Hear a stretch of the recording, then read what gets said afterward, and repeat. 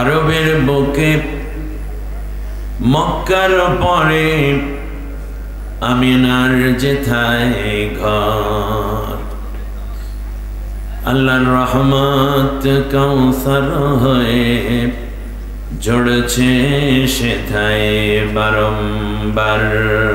বালাগাল উলা কাশাফাত দুজা বিজামালিহি হাসনাত জামিউ খিসালিহি সাল্লু আলাইহি ওয়া আলিহি। বাংলাদেশের ফিলিস্তিন সাতক্ষীরা নির্যাতন নিপীড়নে জর্জরিত দীর্ঘ 18টি বছর পরে 5 আগস্ট 2024 36 জুলাই আমার দেশের ছাত্র সমাজের জীবন, রক্ত, চক্ষু এবং হাত পায়ের বিনিময়ে ফিরে পাওয়া নতুন স্বাধীনতায় মনে হয় যেন তপ্ত মরুতে এক পশলা বৃষ্টির মতো প্রশান্তি।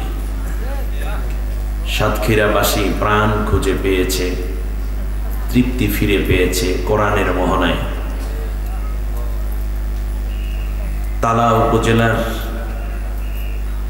আগলঝরা শান্তি সংঘ ও গ্রামবাসীর যৌথ উদ্যোগে 4র্থ বার্ষিক তাফসীরুল কোরআন মাহফিল সমাপনী অধিবেশন, সম্মানিত সভাপতি জনাব মোহাম্মদ আব্দুল্লাহ সিদ্দিক, এই মাহফিলের সম্মানিত সভাপতি এবং শান্তি সংঘের সভাপতি, তার পাশাপাশি আগলঝরা বাইতুল নূর কেন্দ্রীয় জামে মসজিদের সেক্রেটারি, একজন শিক্ষাগুরু, বাচ্চাদেরকে তিল তিল করে গড়ে তোলেন প্রথম অক্ষরগুলো দিয়ে প্রাথমিক বিদ্যালয়ের সম্মানিত প্রধান শিক্ষক, সহকারী শিক্ষক, খুব বিনয়ী মানুষ, অত্যন্ত ভদ্র মুখলেস একজন মানুষ। তার বাসায় ছিলাম, চেহারাটা দেখলেই মায়া লাগে, ঠিক না? বাবা চলে গেছেন 2015-তে, মা চলে গেছেন 18-তে, 20-এ ভাইটা চলে গেলেন 2022 সালে।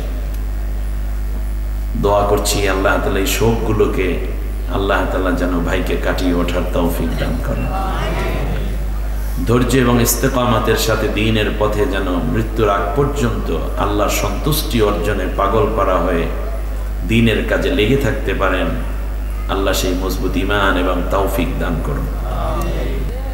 কাউকে কাউকে জালেম মেরে ফেলেছে, কেউ নরমালি ইন্তেকাল হয়ে গেছেন। মুফতি আহমদ শফি, জুনায়েদ বাবুনগরী, নুরুল ইসলাম কাসেমি, এমনি করে করে কওমি অঙ্গনের অনেক আলেম, তার পাশাপাশি আমাদের কলিজার ধন, আমাদের হৃদয়ের মধ্যে কোরআনের আলো, যার কণ্ঠ এখনো গুনগুন করে মনের অজান্তি বেজে ওঠে, কোরআনের পাখি আল্লামা দিলাওয়ার হোসাইন সাঈদী, আল্লাহ তাকেও নিয়ে গেলেন। জালেমরা তাকে চেয়েছিল ফাঁসি দিতে, কিন্তু আল্লাহ চেয়েছেন তার শাহাদাত দিতে ভিন্নভাবে। কারণ যেই কণ্ঠ দিয়ে এতগুলো কোরআনের বাণী ছড়িয়েছে, আল্লাহ ওই কণ্ঠে ফাঁসির রশি পড়াইয়া তাকে চোর, বাটপার, গুন্ডা, দর্শনকারী এই রকম রশি আল্লাহ তার গলায় পড়াইতে চান নাই। এজন্য আল্লাহ তার গলাকে সেভ করে দিয়েছেন। কিন্তু জালেমরা যখন দেখলো যে যদি এক সাইদি বেঁচে থাকে তাহলে বাংলাদেশে যত আকাম কুকাম করেছি, আধিপত্যবাদীরা দেখলো, ভারত দেখলো, এক সাইদি যদি বেঁচে থাকে আগামীর বাংলাদেশ আল্লাহর কোরআনের বাংলাদেশ হওয়া সহজ হয়ে যাবে। ওরা মেনে নিতে পারেনি। জেল থেকে তাকে নিয়ে আসা হলো। 13টা বছর পর্যন্ত আমৃত্যু কারাদণ্ড দিয়ে অতিবাহিত হওয়ার পরে বেঁচে আছে, এইটাই ওদের যন্ত্রণা, ওদের ভয়। শেষ পর্যন্ত চিকিৎসার নাম করে হাসপাতালে এনে তাকে ইঞ্জেকশন পুশ করে হত্যা করা হয়েছে। আজ এই বিশাল তাফসীরুল কোরআন মাহফিল থেকে বাংলাদেশের ইন্টেরিয়াল গভর্নমেন্ট, অন্তর্বর্তীকালীন সরকারের কাছে সর্বোচ্চ দাবি করছি, খুব তাড়াতাড়ি ট্রাইব্যুনালে, আন্তর্জাতিক অপরাধ ট্রাইব্যুনালে আল্লামা সাঈদীর চিকিৎসক, নার্স তদানীন্তন স্বরাষ্ট্রমন্ত্রী এবং হাসপাতালে যারা তার দায়িত্বরত ছিল, জেলে যাদের তার দায়িত্বরত যারা ছিল, সবাইকে অ্যারেস্ট করে রিমান্ডের মাধ্যমে অবশ্যই তথ্য আদায় করে কেমন করে আমাদের কলিজার টুকরা সাইদিকে হত্যা করা হয়েছে তা জাতির সামনে তাড়াতাড়ি করে প্রকাশ করে।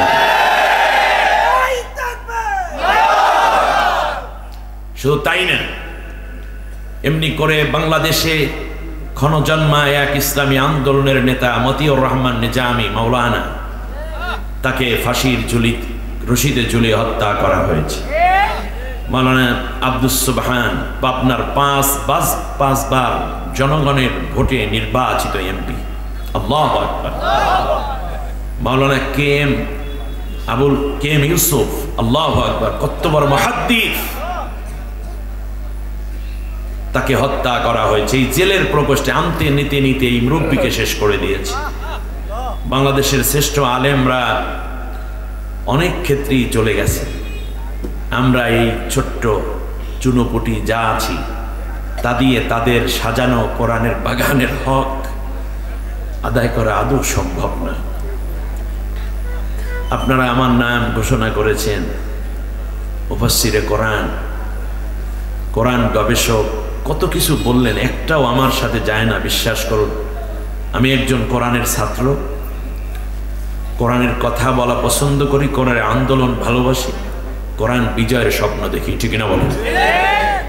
সুতরাং এটাই আমার সবচেয়ে ভালো পরিচয়। তার চেয়ে বড় পরিচয় আমি আল্লাহর একজন গোলাম, নবীর উম্মত, আপনাদের ভাই। এই পরিচয়ে সবচেয়ে তৃপ্তি বোধ করি। পর্দার আড়ালে সম্মানিতা মা বোন, সামনে উপবিষ্ট রয়েছেন আমার প্রাণ প্রিয় যুবক ভাইয়েরা, পিতৃতুল্য সম্মানিত মুরব্বিয়ানে করম, অন্যান্য ধর্মাবলম্বী ভাই বোনদেরকে আন্তরিক মুবারকবাদ জানাচ্ছি। বিশেষ করে আজকের এই মহফিলে আমি খুব আশ্চর্যান্বিত হয়েছি শান্তি সংঘের সদস্যদেরকে দেখে। এরা বেশিরভাগ এখনো শৈশব পার হয়ে কৈশোরে পা দিয়েছে, কিশোর। 2-3 জন মনে হয়তো বিয়ে শাদী করেছে, বাকিরা সব আনমেরিড।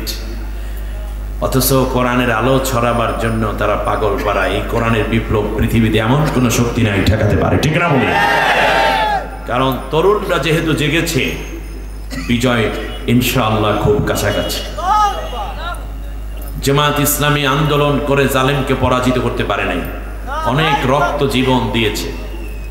পারে নাই বিএনপি, অনেক চেষ্টা করেছে, পারে নাই হেফাজত, বহুত কোশেশ করেছে, সরমনাইও পারে নাই, কারণ অনেক চেষ্টা ছিল তাদের।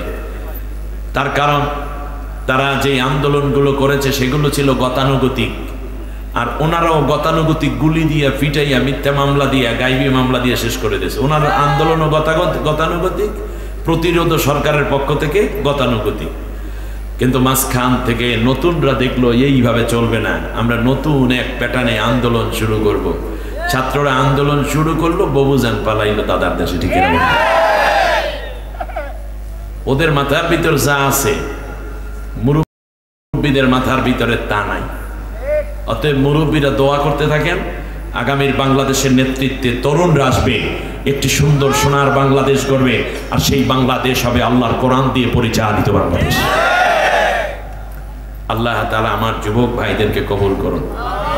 আমি আপনাদের উদ্দেশ্যে অনেক বেশি কথা বলতে পারবো না। খুব কম সময়ের মধ্যে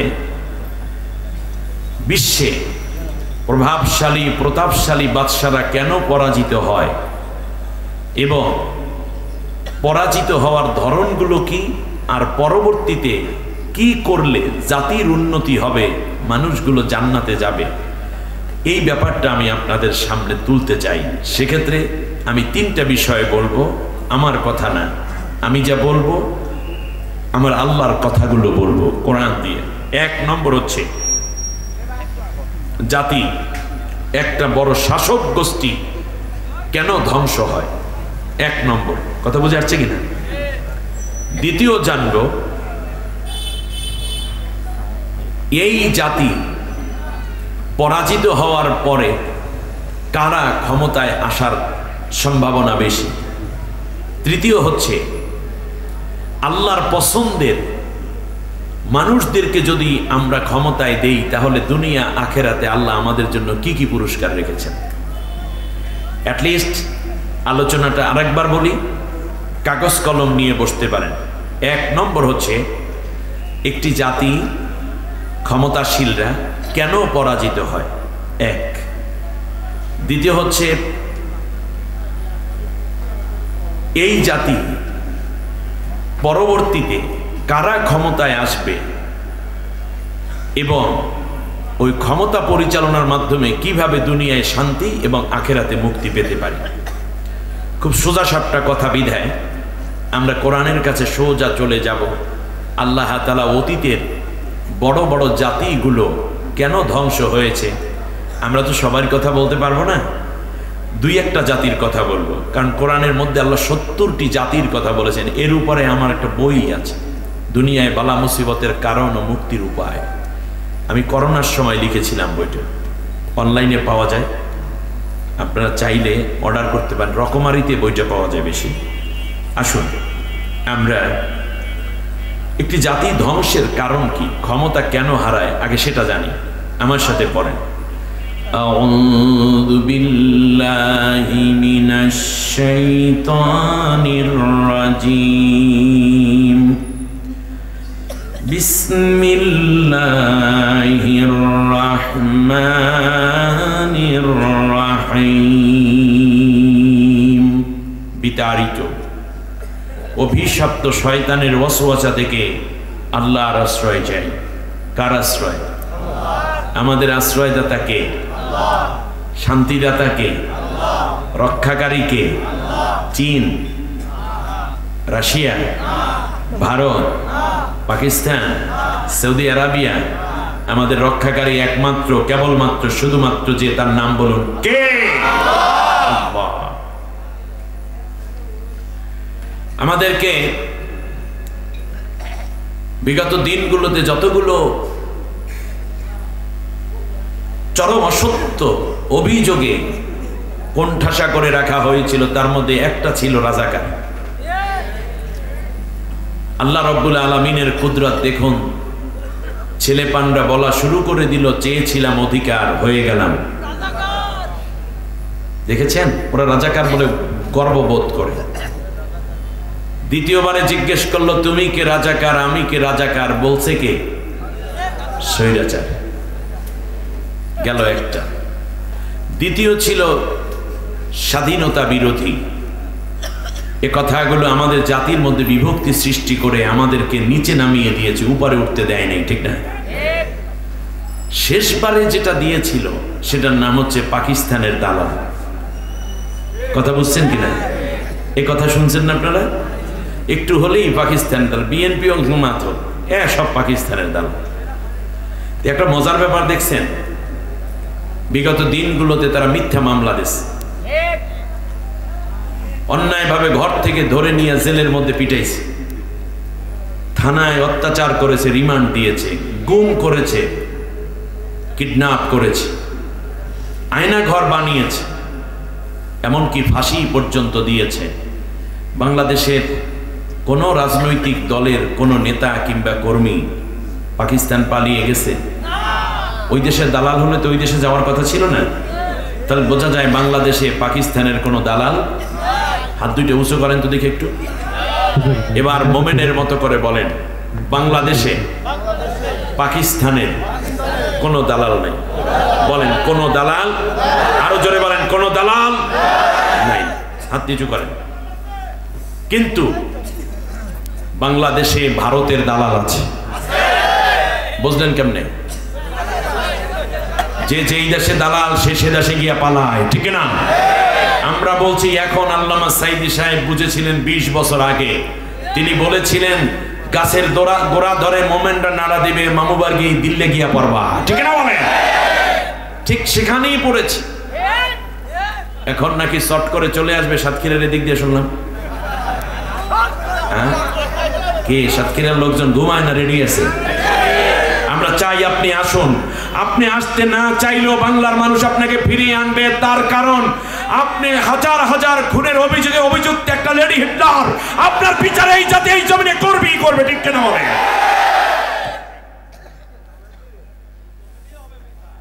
এত তাড়াতাড়ি না বুঝান। হ্যাঁ, মানুষের এই কষ্টগুলো চাপা আছে, অবশ্যই বিচার হবে, বলেন ইনশাআল্লাহ। পরম করুণাময় অসীম দয়ালু আল্লাহর নামে শুরু করছি। وَإِذْ أَخَذْنَا مِيثَاقَكُمْ لَا تَسْفِكُونَ دِمَاءَكُمْ وَلَا تُخْرِجُونَ أَنفُسَكُمْ مِنْ دِيَارِكُمْ ثُمَّ أَقْرَرْتُمْ وَأَنْتُمْ تَشْهَدُونَ ثم أنتم هؤلاء تقتلون أنفسكم وتخرجون فريقا منكم من ديارهم تظاهرون عليهم بالإثم والعدوان وإن يأتوكم أسارى تفادوهم وهو محرم عليكم إخراجهم أفتؤمنون ببعض الكتاب وتكفرون ببعض فما جزاء من يفعل ذلك منكم إلا خزي في الحياة الدنيا ويوم القيامة يردون إلى أشد العذاب وما الله بغافل عما تعملون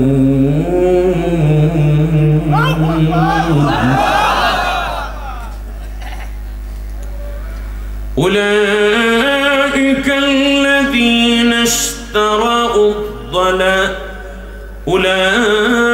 الذين اشتروا الحياة الدنيا بالآخرة ولا يخفف عنهم العذاب ولا هم ينصرون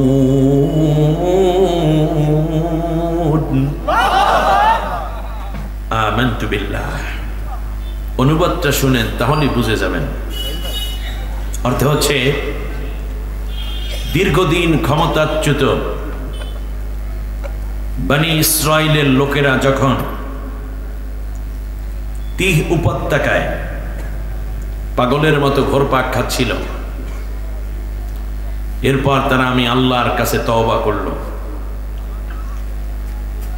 জাতির কাছে কান্নাকাটা করল, আমার ভাই নাই, বোন নাই, বাপ মাই, সব শেষ। আমি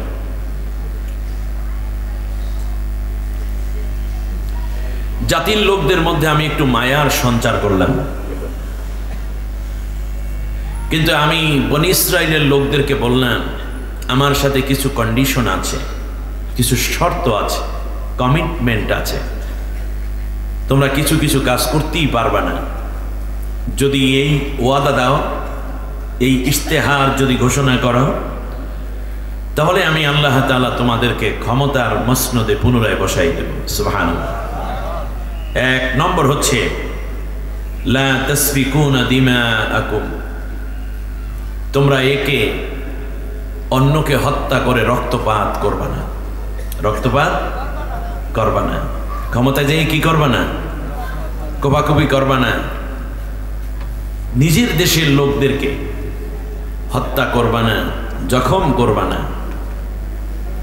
দ্বিতীয় হচ্ছে ওয়ালা তুখরিজুনা আনফুসাকুম মিন দিয়ারিকুম, ক্ষমতার বলে তোমরা এমন চাপ প্রয়োগ করবা না বিরোধী দল কিংবা মতের উপরে, অন্য ধর্মের লোকদের উপরে, যে যাতে করে তারা দেশ থেকে পালিয়ে যেতে বাধ্য হয়, নিজের দেশে থাকতে পারবে না, এইরকম কোনো সিচুয়েশন তোমরা ক্রিয়েট করবে না। কয়টা গেল? দুইটা। কিন্তু কথা ছিল তোমরা ভালোবাসবে মানুষকে, ভালোবাসবে দেশবাসীকে, রক্তপাত করবে না। কথা বলার পরে তোমরা বললে হ্যাঁ আমরা এই দুইটা খারাপ কাজ করব না।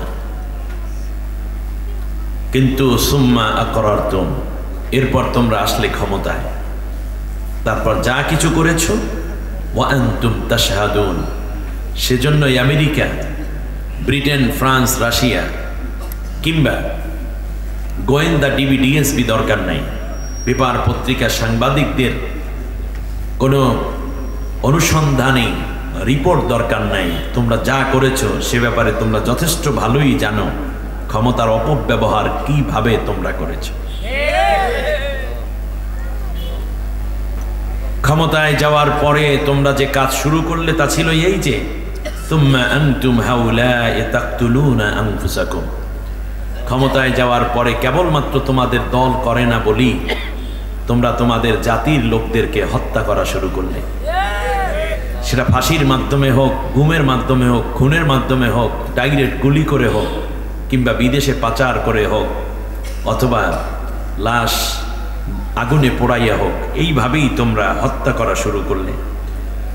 অতুখরিজুনা ফারিকাম মিনকুম মিন দিয়ারিহিম। এরপরে মানুষের ঘর বাড়িগুলো বুলডোজার দিয়ে ভাঙা শুরু করে দিলে, মানুষকে এমনভাবে চাপ প্রয়োগ করলে শেষ পর্যন্ত মায়ের কোল থেকে সন্তানকে বহু দূরে চলে যেতে বাধ্য করলে। এমনকি তোমরা এই অবস্থার পরেও তাজাহরুনা আলাইহিম বিল ইসমি ওয়াল উদওয়ান, সমাজের মধ্যে যেই মানুষগুলো কোনো দোষ করে নাই তাদের বিরুদ্ধে মিথ্যা মামলা দেওয়া শুরু করলা। তারা সীমা লঙ্ঘন করেছে, আইন শৃঙ্খলার ব্যত্যয় ঘটিয়েছে, আইন শৃঙ্খলার অপব্যবহার করেছে বলে অভিযোগ এনে তাদেরকে তোমরা বিভিন্ন মামলা এবং হামলায় জড়াইয়া দিলে। গায়েবী মামলা দিলে, যদিও নাই কিন্তু ঘটনা এটি, গাড়ি যে ভাঙ্গে নাই তার বিরুদ্ধে গাড়ি ভাঙ্গার মামলা দিলা। যেখানে গাড়ি ভাঙছে সেখান থেকে তার বাড়ি 200 কিলো দূরে, অথচ তাকে এখানে মামলায় ঢুকিয়ে দিলা। এই কামটা তোমরা করেছিলে। তাজাহারুনা আলাইহিম বিল ইসমি ওয়াল উদওয়ান,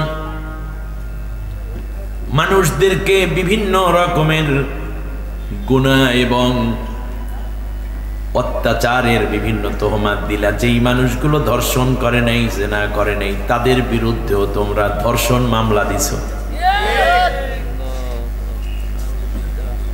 ওই যে মামুনুল হক বলেন, আল্লামা সাইদি সাহেব বলেন, মতিউর রহমান নিজামী বলেন, এদের বিরুদ্ধে এই মিথ্যা অভিযোগগুলো দাঁড় করে, মানে এটাকে বলে কি গুনাহ, ইসমুন গুনাহ, গুনার অভিযোগ আনলে তাদের বিরুদ্ধে আনলে দেশদ্রোহী তার অভিযোগ। তাজাহারুনা আলাইহিম বিল ইসমি ওয়াল উদওয়ান, তাদের বিরুদ্ধে আনলে দেশদ্রোহী তার অভিযোগ, নাশকতার অভিযোগ, আইন শৃঙ্খলা ভঙ্গের অভিযোগ। ঠিক তার পাশাপাশি তাদের ঘাড়ে চাপিয়ে দিলে বিভিন্ন রকমের অপবাদের গুনার বোঝা। নাউযুবিল্লাহ বলেন। ওয়া ইন ইয়াতুকুম উসারা, এই নেককার মানুষ, নির্দোষ মানুষদেরকে তোমরা ধরে ধরে যুদ্ধবন্দীর মতো আদালতে হাজির করা শুরু করে দিলা। যুদ্ধবন্দী বুঝেন? যুদ্ধবন্দীদেরকে ভারতের বাংলাদেশের সীমান্তে যদি মায়ানমারের সৈন্যরা এসে হামলা করে আর তাদেরকে বাংলাদেশের বিডিআররা যদি ধরে ফেলে, কি গলায় গলি খাতিল করে আনবে নাকি? হাত বান্ধা রশি দিয়া, কোমরের মধ্যে রশি, হাতের মধ্যে শিকল, হাত করা পায়ের মধ্যে শিকল পড়াইয়া তারপর আনা হবে, এটাই নিয়ম। যেটা করার কথা ছিল যুদ্ধবন্দীদের ক্ষেত্রে, সেইটা তোমরা করেছো স্বজাতির শ্রেষ্ঠ মানুষদের ব্যাপারে, অথচ তাদের কোনো দোষ ছিল না। ইয়াতুকুম উসারা, উসারা মানে হচ্ছে যুদ্ধবন্দী। যুদ্ধবন্দীদেরকে যেইভাবে আনে কোমরে রশি পড়াইয়া হাত করা পড়াইয়া, পায়ে শিকল পড়াইয়া তোমরা সেইভাবে তোমার রাষ্ট্রের নিজের সিটিজেনদেরকে, শুধু তোমার মত এবং তোমার পথের লোক না হওয়ার কারণে, তোমার পথের লোক না হওয়ার কারণে, তোমার দলের লোক না হওয়ার কারণে তাদের উপরে এই পীড়নটা তোমরা অন্যায়ভাবে চালিয়েছিলা। কিন্তু তারা এই রকম অন্যায়কারী ছিল না। কথা বলে কে? দোষ কথা বলে কে? আল্লাহ। আল্লাহ রাব্বুল আলামিন বলেন, শোনো, তুফাদুহুম, শুধুমাত্র তাদেরকে এত বড় অভিযোগে অভিযুক্ত করে তোমরা ক্ষান্ত হও নাই, বরং তাদেরকে বিভিন্ন রকম অপমানিত করার পর তাদের কাছ থেকে ঘুষ এবং দুর্নীতি পর্যন্ত করেছো। নির্দোষ একটা ছেলে মসজিদ থেকে ধরে নিচ্ছে শিবিরের ছেলে, ইসলামী ছাত্র শিবির করে। আমি এর সাথে যোগ করতে চাই, আমি মনে করি ছাত্র দল করে, ছাত্র মজলিস করে, যাই করুক, শুধুমাত্র তোমার দল করে না বলে ছেলেটাকে মসজিদ থেকে ধরে নিলা, নামাজের মধ্যে দাঁড়ানো অবস্থায় তুমি ধরে নিলা। নেওয়ার পরে তার বাবাকে ফোন দিয়া বললা যে 1 লাখ না দিলে তোমার ছেলেকে ক্রস ফায়ার দেব। স্বামীকে ধরে নিয়ে স্ত্রীকে বললে যে 1 ঘন্টার মধ্যে 5 লাখ না আনলে তোমার স্বামীর বুকের মধ্যে দেখবা গুলি চালাই দেব। বলবো শেষ, জঙ্গি গ্রুপের চেয়ারম্যান, কিচ্ছু করার নাই। হাতে গুলি করবে না পায়ে গুলি করবে, এরকমও কিছু টাকা চেয়েছো, ঘুষ খাইলা তাদের কাছ, তুফাদুহুম, মানে তাদের কাছ থেকে ফায়দা নেওয়া শুরু করলা। অথচ তারা ছিল তোমার রাষ্ট্রেরই মানুষ। আকামগুলোকে মনে হচ্ছে যেন এই সূরা নাজিল হইতেছে এখন, তাই না? আল্লাহ রাব্বুল আলামিন বলেন, শোনো, ওয়া হুয়া মুহাররামুন আলাইকুম ইখরাজুহুম, আমি আল্লাহ রাব্বুল আলামিন তোমাদের জন্য তোমরা যেই কাজের কর্মসূচি হাতে নিয়েছো, আমি আল্লাহ এই কাজগুলোকে তোমাদের জন্য আগ থেকেই হারাম করে রেখেছিলাম। তার কারণ কোন সরকার কিংবা কোন মুসলমান, কোন আমানতদার শাসক ব্যক্তির পক্ষে এই কাজগুলা একেবারেই হারাম। সে মুসলমান হওয়ার দরকার নাই, কাফেরের জন্য এটা হারাম, নাস্তিকের জন্য। কোন নাস্তিক রাষ্ট্রে এই কাজগুলো করা হারাম। আমেরিকার জন্য হারাম, ভারতের জন্য হারাম, লন্ডনের জন্য হারাম, রাশিয়ার জন্য হারাম, চীনের জন্য হারাম, কানাডার জন্য হারাম। এই কাজগুলো তোমরা করেছিলে, সব ছিল হারামের কাজ, আর তোমরা ছিলে হারামখোর। ইখরাজুহুম, তারপর তাদেরকে ভূমি থেকে আউট করে দিলে, বের করে দিলে। অথচ একটু আগে তোমরা বলেছিলে, আল্লাহ আমাদেরকে একটু ক্ষমতা দাও, মাথায় পট্টি বেঁধে জায়নামাজ তাসবিহ হাতের মধ্যে নিয়ে, কিংবা দলীয় লোকদেরকে মাথার মধ্যে একটা টুপি পরাইয়া কান্না, আমার ভাই নাই, আমার বউ নাই রে। স্বজন হারানোর বেদনা আমার চেয়ে কে বেশি বুঝিবে? তোমার কান্না আমরা দেখেছি। এবার বলতেছে, আল্লাহ বলেন, আফাতুমিনুনা বিবা'দিন ওয়া নাকফুরু বিবা'দ, তাহলে কি আমি আল্লাহর কিছু কিছু আয়াত তোমরা মানো আর কিছু কিছু অমান্য করো, এরকম নাকি? ওই যে নামাজের সময় হলে নামাজের কথা কও, বিসমিল্লাহ দিয়ে শুরু করো, বিপদে বললে দোয়া পড়ো, মুনাজাত করো, আবার হজ যাও, ওমরায় যাও। তাহলে কোরআনের এই কিছু কিছু আয়াত মানো, আবার এইদিকে এসে মানুষের উপর অত্যাচার শুরু করে দাও, নির্যাতন শুরু করে দাও, আলেমদেরকে জেলের ভিতর ঢুকাও, কোরআনের হাফেজদেরকে রাত্রে আলো নিভিয়ে মিডিয়া বন্ধ করে দিয়ে ব্রাশ ফায়ার করে কোরআনের পাখিগুলোকে তোমরা নির্বিচারে হত্যা করো শাপলা চত্বরে। এইরকম পিলখানা হত্যাকাণ্ড 28 অক্টোবর 2006 থেকে নিয়ে ছাত্র আন্দোলন, সব জায়গায় মানুষ হত্যা নিষেধ করলাম। তোমরা কি তাহলে এই মানুষ হত্যা করে আবার তোমরা কোরআনের কিছু কিছু আয়াত মানো, ওদিকে নামাজেও যাও, এদিকে গুলিও করো, এইদিকে সত্যের উপদেশ দাও, ওইদিকে আবার তোমরা নেককার মানুষদেরকে মিথ্যা অভিযোগ দিয়ে তাদের চরিত্র হনন করো? ব্যাপারটা কি? কিছু আয়াত মানো, কিছু আয়াত মানো না, এরকম নাকি? अगर हाफिज मुस्तखाही दरमियाने खाशुआन बा मुसलमान अल्लाह अल्लाह बाबे रामन राम राम, মুসলমানদের সাথে দেখা হলে তোমরা আল্লাহ আল্লাহ করো, আর ব্রাহ্মণের সাথে দেখা হলে তোমরা রাম রাম করো, এই রকম পার্টি নাকি তোমরা? এবার আল্লাহ রাব্বুল আলামিন বলেন, শোনো, فما جزاء من يفعل ذلك منكم إلا خزي في الحياة الدنيا এই রকম চতুরতা এই রকম কপটতা যারা করবা, মুনাফিকি যারা করবা, দুনিয়ায় মনে করবে এরকম বাটপারি কইরা ক্ষমতায় থাইকা সম্মান নেবা, আমি আল্লাহ বলে দিলাম তোমাকে আমি আল্লাহ দুনিয়ার বুকে চূড়ান্ত অপমানিত করে দেব। খিজিয়ুম ফিল হায়াতিদ দুনিয়া, দুনিয়ার জীবনে তোমার জন্য লাঞ্ছনা। জোরে বলেন, দুনিয়ার জীবনে তোমার জন্য কি লাঞ্ছনা? আপনি কি চিন্তা করতে পারেন, পুরুষ চোর করলে চুরি, চুরি করলে চোর, আর মহিলা যদি চুরি করে তাহলে কি বলেন আপনারা? চুন্নি। আপনি হিসাব করেন তো দেখি, 350 এমপি একজনও নাই, 460 জন উপজেলা চেয়ারম্যান তার একজনও নাই। এই মুহূর্তে যদি বলি আমার সভাপতি সাহেবের বাচ্চাটা হঠাৎ অসুস্থ হয়ে পড়ছে, আব্দুল্লাহ, হ্যাঁ আব্দুল্লাহ সিদ্দিক ভাই হঠাৎ করে আমার কাছে পানি আনছে, নিকলে হুজুর আমার বাচ্চাটা পেট ব্যথা করে একটু পানি পুড়িয়ে দেন তাড়াতাড়ি। আমি বললাম যে না, একজন এমপি দিয়ে যদি কোনো রকম একটা শুধু ভুল হইতে পারে তাহলে আপনার বাচ্চা তাড়াতাড়ি সুস্থ হবে, কোনো দিন ওর পেট ব্যথাই হইবে না, একটু দেখেন জমিতে পান কিনা। সারা বাংলাদেশে একজনও পাওয়া যাবে? বাড়ি চালান দিয়েও পাওয়া যাবে?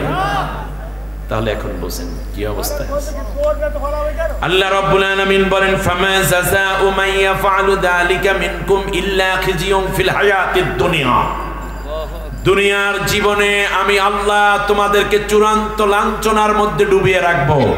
কোন রাষ্ট্র গিয়ে আশ্রয় পাবে না, কোন রাষ্ট্র তোমাকে ধন্যবাদ দিবে না, যেখানে গেছে ওখানেও শান্তি পাইবে না। মনে রাখেন, এতগুলো হত্যা যারা করেছে, যারা আল্লামা সাইদি সাহেবের মতো এত বড় আল্লাহর ওলিকে যারা অপমানিত করেছে, তোমরা মারা যাবে, মরার আগে পাগল হয়ে ঘুরতে ঘুরতে এই পৃথিবী থেকে বিদায় হতে হবে।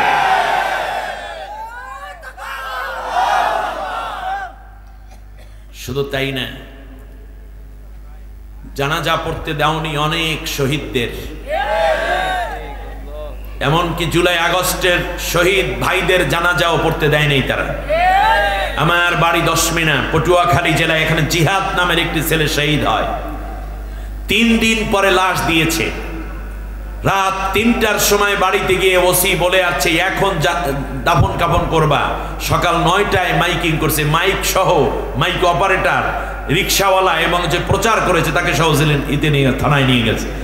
5-6 জন পুলিশ গিয়ে বলেছে 3টার মধ্যে দাফন, সকাল 9টা পর্যন্ত এটা মিলান যাবে না। এখন যেই কয়জন তাড়াতাড়ি করে চাপামারি দিয়ে দাও, কবরের চিহ্ন রাখা যাবে না। সাতক্ষীরায় এরকম ঘটনা হয়নি? ঢাকাতে আল্লামা সাইদি সাহেবের জানাজা পড়তে দেয় নাই, পরে পিরোজপুরে আপনারা গিয়েছিলেন জানাজা পড়তে, তাহলে তো আপনারা বোঝেনি নির্যাতন কাকে বলে। এর চেয়ে আর কি আছে? আল্লাহ রাব্বুল আলামিন বলেন ওদের তো জানাজা হয়েছে, লক্ষ লক্ষ মানুষ জানাজা পড়েছে, দেশ বিদেশে 1 লক্ষাধিক জানাজা, গায়েবানা জানাজা হয়েছে আল্লামা সাইদি সাহেবের জন্য। কিন্তু তোরা মরার পর জানাজাও হবে না, কারণ জালিকা খিজিয়ুন ফিল হায়াতিদ দুনিয়া, দুনিয়ার জীবনে শেষ পর্যন্ত লাঞ্ছনার মধ্যে আমি আল্লাহ ডুবাই রাখবো। তার কারণ যেই ওয়াদা ছিল রাষ্ট্র ক্ষমতায় যাওয়ার ক্ষেত্রে, সেইটা ছিল না। আমি যে আয়াত তেলাওয়াত করেছিলাম বনি ইসরাইলের জন্য, তাহলে আল্লাহ এখানে দিয়ে রাখছেন কেন? এর মানে হচ্ছে আমাদেরকে সতর্ক করছেন যে বনি ইসরাইলের লোকেরা যেই কারণে নির্যাতিত হয়েছে, লাঞ্ছিত হয়েছে, তোরাও সেই রকম করিস না। এটা সতর্কতার জন্য আল্লাহ আমাদেরকে শোনাচ্ছেন। নামাজ পড়ছি আদম আলাইহিস সালাম, ঈসা আলাইহিস সালাম, মুসা আলাইহিস সালাম, নবীজি, আমরাও এখনো নামাজ পড়ি। তার কারণ কি? কারণ নামাজ কোরআনের মধ্যে আছে, এই জন্য আমরা এখনো নামাজ চালাই। অতএব এখনো যে কথা আছে, এই কথার দ্বারা আমাদের শিক্ষা আছে না নাই? আল্লাহ রাব্বুল আলামিন বলেন শোনো, দুনিয়ার জীবনে লাঞ্ছনাই শেষ নাই। ওয়া ইয়াউমাল কিয়ামাতি ইউরাদ্দুনা ইলা আশাদ্দিল আযাব, কিয়ামতের দিন আমি আল্লাহ রাব্বুল আলামিন তোমাদেরকে লাঞ্ছিত অপমানিত অবস্থায় কঠিন শাস্তির দিকে তোমাদেরকে হাঁকাইয়া নিয়ে যাব। এর মানে একুল ওকুল 2 ওকুল শেষ। আল্লাহ রাব্বুল আলামিন বলেন শোনো, এই মানুষগুলোর আরেকটা বৈশিষ্ট্য হলো উলাইকাল্লাযীনা ইশতারাউল হায়াতাদ দুনিয়া বিল আখিরাহ, এরা আখেরাতের বিনিময় দুনিয়ার জীবনটারে বেচে দিয়ে দিয়েছে। কত বেচা বেচছে দরবেশ, সাদা দাড়ি, সাদা চুল, সাদা পাঞ্জাবি, ভেতরে গেঞ্জিটাও সফেদ, সাদা পাজামা, সাদা জুতোও পরতো। কষ্ট হচ্ছে মনে হয় তিনজনের নাকি? দাঁড়াইলো কেন এই তিনজন? দেখে তো একটু। দুনিয়ার জীবনে কি হবে আল্লাহ রাব্বুল আলামিন বলছেন না, দুনিয়ার জীবনের বিনিময়ে আখিরাত বিক্রি করে দিয়েছে। এরা মনে করেছে দুনিয়ার জীবনই শেষ। ৬২,০০০ কোটি টাকা বিদেশে পাচার করেছে। এই এখানে যুবক যারা তারা চিন্তা করেন, আমি তো বললি ৬২,০০০ মানে দুইটা শব্দ, কিন্তু হিসাব করে দেখছেন ৬২,০০০ কোটি টাকা। আপনারা যারা আছেন এখানে ১,০০০ টাকার নোট দিলেও কমপক্ষে ১ বছর লাগবে শুধু টাকাগুলো গুনে শেষ করতে। শুধু দেশ থেকে পাচার করেছে, আর কোনো টাকা তার নাই। তাদের একজন, এটা হলো ভূমিমন্ত্রী, প্রায় ১০০ কান্ট্রি, ৫৩টা কান্ট্রি, বিশ্বের ৫৩টা কান্ট্রিতে তার প্রায় ৬০০ বাড়ি আছে। খেয়াল করেন এই যে অবস্থা, আল্লাহ বলছেন ওরা দুনিয়ার জীবনের বিনিময় আখেরাতকে বিক্রি করে ফেলেছে। বিক্রি করতে করতে সংসদের মতো জায়গায় টাকলার মতো জঘন্যকে প্রবেশ করিয়েছে, মন্ত্রিত্ব দিয়েছে, নায়ক নায়িকা, গায়ক গায়িকা, খেলোয়াড় দিয়া আমার এই পবিত্র জায়গাটাকে অপবিত্র বানিয়ে দিয়েছিল, ঠিক না? এবার মিলাইয়া দিলাম। এখন আবার বলি, যারা পরবর্তীতে ক্ষমতায় আসার চিন্তা মাথায় রেখেছেন তারাও যদি এই আকাম করেন তাহলে এদের পরিণতি আপনাদেরই হবে, এর থেকে কেউ ফিরাইতে পারবে না, ঠিক না বলেন? এটা কোরআনের সত্য থিওরি। আল্লাহ রাব্বুল আলামিন বলেন, শোনো, এরা দুনিয়ার জীবনের বিনিময়ে আখেরাতকে শেষ করে দিয়েছে। আখেরাতে এদের জন্য কিচ্ছু নাই, আখেরাতে শুধুই আযাব আর আযাব। এই মুরব্বী কি করলো? হ্যাঁ, এত বড় একজন শিল্পপতি, প্রভাবশালী এক মন্ত্রী, যখন ৫ আগস্ট পরাজয়ের লাল বাতি জ্বলে উঠল, কি সুন্দর দাড়ি, সাদা দাড়িগুলোরে পুরা রেজার দিয়ে কামাইয়া সাফ করে ফেলাইছে, মোষগুলা কামাইছে, সাদা চুলগুলোকে কালো করেছে। এরপরে পন্স পাই দিয়েছে, সাদা পাঞ্জাবি রাইখা টি শার্ট পরেছে, পন্স পাই দিয়ে রওনা করছে সদরঘাটে যাইয়া সেই নৌকায় উঠছে যেই নৌকায় তারে চোর বানাইছে। কোস্টগার্ড তাকে ধরে ফেললো, রিমান্ডে নিয়ে গেল, জিজ্ঞেস করলো এইটা কেন করলেন, অন্য যা করছেন পরে হিসাব নেবনি। বললো যে তোমাদের ইসলামী কোনো জ্ঞান নাই। বলেন স্যার বলেন কি জ্ঞান নাই? বললো যে জান বাঁচান ফরজ আর দাড়ি রেখা সুন্নত। আমি ফরজ রক্ষা করতে যাই সুন্নত কামাই বলাইছি। চিন্তা করা যায়? আর ফাঁসির মঞ্চে দাঁড়িয়ে ইসলামী আন্দোলন কোরআনের কর্মী নেতৃবৃন্দরা বলে এ মাথা আল্লাহ ছাড়া অন্য কারো কাছে নিচু হবে না। পারা যাবে সাতক্ষীরা? আগামীর দিনগুলোতে আমরা মাথা উঁচু করে বাঁচতে চাই আল্লাহর কোরআন নিয়ে। এই মাথা কোনো মুশরিক, কাফের কিংবা কোনো নাস্তিকের কাছে পদানত হবে না, হবে না, হবে না, ঠিক কিনা বলেন? আল্লাহ রাব্বুল আলামিন বলেন, শোনো, ফালা ইউখাফফাফু আনহুমুল আযাবু ওয়ালা হুম ইউনসারুন। আমি আল্লাহ এদেরকে যেই শাস্তি দেব এই শাস্তির এক বিন্দুও কমাবো না। কারো উপর দয়া করে আল্লাহ কিয়ামতের দিন শাস্তি কমিয়ে দিবেন, কিন্তু এই জঘন্য অপরাধ যারা করে তাদের শাস্তি আল্লাহ কমাবেন না বলে আল্লাহ ওয়াদা দিয়ে রেখেছেন। ওয়ালা হুম ইউনসারুন, পরকালে তাদের কোনো সাহায্যকারীও থাকবে না। ওয়াদা কার? আল্লাহ রাব্বুল আলামিন বলেন, শোনো, এই হলো তাদের অবস্থা। তাহলে যারাই এই কাজগুলো করবে তাদের পরিণতি ভালো বলছেন আল্লাহ নাকি খারাপ বলছেন? তাহলে আসুন একটু হিসাব করে নেই। বনি ইসরাইল, আমি যে আয়াত তেলাওয়াত করেছি 3টি আয়াত, এটা হলো সূরা বাকারা। সূরা বাকারার 84, 85 এবং 86 নম্বর আয়াত। কোরআনের সর্ববৃহৎ এই সূরাটির মধ্যে 40টি রুকু আছে, 286টি আয়াত আছে। তার মধ্য থেকে আমি 84, 85 এবং 86 মদিনায় অবতীর্ণ এই সূরাটি কোরআনের দ্বিতীয় সূরা, প্রথম সূরা সূরা ফাতিহা, এরপরেই এই সূরাটি। 3টি আয়াত থেকে আমরা প্রথমবারে একটু শিক্ষা নেই। কি শিখলাম? 1 নম্বরে শিখলাম যে কোনো জাতিকে ক্ষমতায় আসার আগে জাতির সামনে এবং আল্লাহর সাথে, গডের সাথে, ভগবানের সাথে যে ধর্ম পালন করুক না কেন একটা কমিটমেন্ট থাকে। তারা গিয়ে বলে যে আমরা লা তাসফিকুনা দিমাআকুম, আমরা আল্লাহ একেবারে ভালো হয়ে গেছে, আমরা কোনো মারামারি করবো না, কিচ্ছু করবো না, ঠান্ডা মাথায় থাকবো। আর মানুষদেরকে পীড়ন করে বাড়ি থেকে, দেশ থেকে তাড়িয়ে দেব না। কিন্তু ক্ষমতায় যাওয়ার পরেই কথা তাদের মনে থাকে না। ক্ষমতায় আসার আগেই তো অনেকের মনে নেই। আমি কি ভুল বলতেছি কথা? হ্যাঁ, ক্ষমতায় আসার আগেই মনে হয় সব মাইরে কুইটে শেষ করে দিবি। এটা করবেন না, এটা কুলক্ষণ, এটা বড় খারাপ লক্ষণ। এটা নেগেটিভ যাচ্ছে, জাতির কাছে একটি নেগেটিভ মেসেজ যাচ্ছে। এরপর আল্লাহ তাআলা বলেন, শোনো, বনি ইসরায়েলরা 200 বছর পর্যন্ত ক্ষমতায় ছিল না। তখন কিপ্তি সম্প্রদায় ক্ষমতা কেড়ে নিয়েছিল তাদের অত্যাচার, অন্যায়ের কারণে। এরপরে আল্লাহর কাছে বহু কান্নাকাটি কইরা তারা আবার ক্ষমতায় আসছে। কিন্তু ক্ষমতায় আসার আগে কথা ছিল মানুষ মারবে না, হত্যা করবে না, দেশের মানুষকে বিদেশে বাড়ি জমাইতে বাধ্য করবে না। কিন্তু তারা ক্ষমতায় আসার পরে সেই মারামারি করলো, অত্যাচার করলো, ঘর থেকে মানুষদেরকে বের করলো এবং অন্যায়ভাবে মানুষের উপর মিথ্যা অপবাদ দিল, জেল দিল, আবার তাদের কাছ থেকে ঘুষ এবং দুর্নীতি করে টাকাও নিল।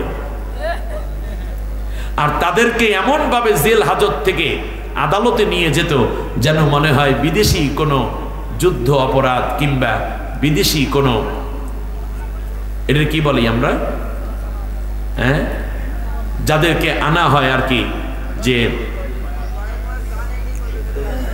না, যুদ্ধবন্দীর মতো তোমরা নিয়ে আসতে। এর পরিণতি হলো এই যে তোমাদের জন্য লাঞ্ছনা চলে আসছে। লাঞ্ছনা আসছে না আসে নাই? আসছে। এরপরে কি হলো? আমি আল্লাহ তাআলা জিজ্ঞেস করলাম, তাহলে তোমরা কোরআনের কথা কেন বলো? আয়াত কিছু মানো আর কিছু মানো না, এরকম নাকি? তাহলে তোমাদের জন্য মনে রাখবা, দুনিয়ায় থাকবে লাঞ্ছনা, আখিরাতে থাকবে মহাশাস্তি। নাউজুবিল্লাহ। সব মিলে আল্লাহ তাআলা বললেন তাদের চরিত্রের একটা বৈশিষ্ট্য হলো তারা দুনিয়ার জীবনকে প্রাধান্য দিয়ে আখিরাতকে বিক্রি করে দিয়েছে। আখিরাতে তাদের জন্য কোনো পুরস্কার নাই, তাদের জন্য রয়েছে মহাশাস্তি। আল্লাহ তাআলা এই আয়াত থেকে আমাদেরকে শিক্ষা নেওয়ার তৌফিক দান করুন। এই গেল একটা জাতির পরাজয়ের খবর। আরেকটা জাতির পরাজয়ের খবর দিই।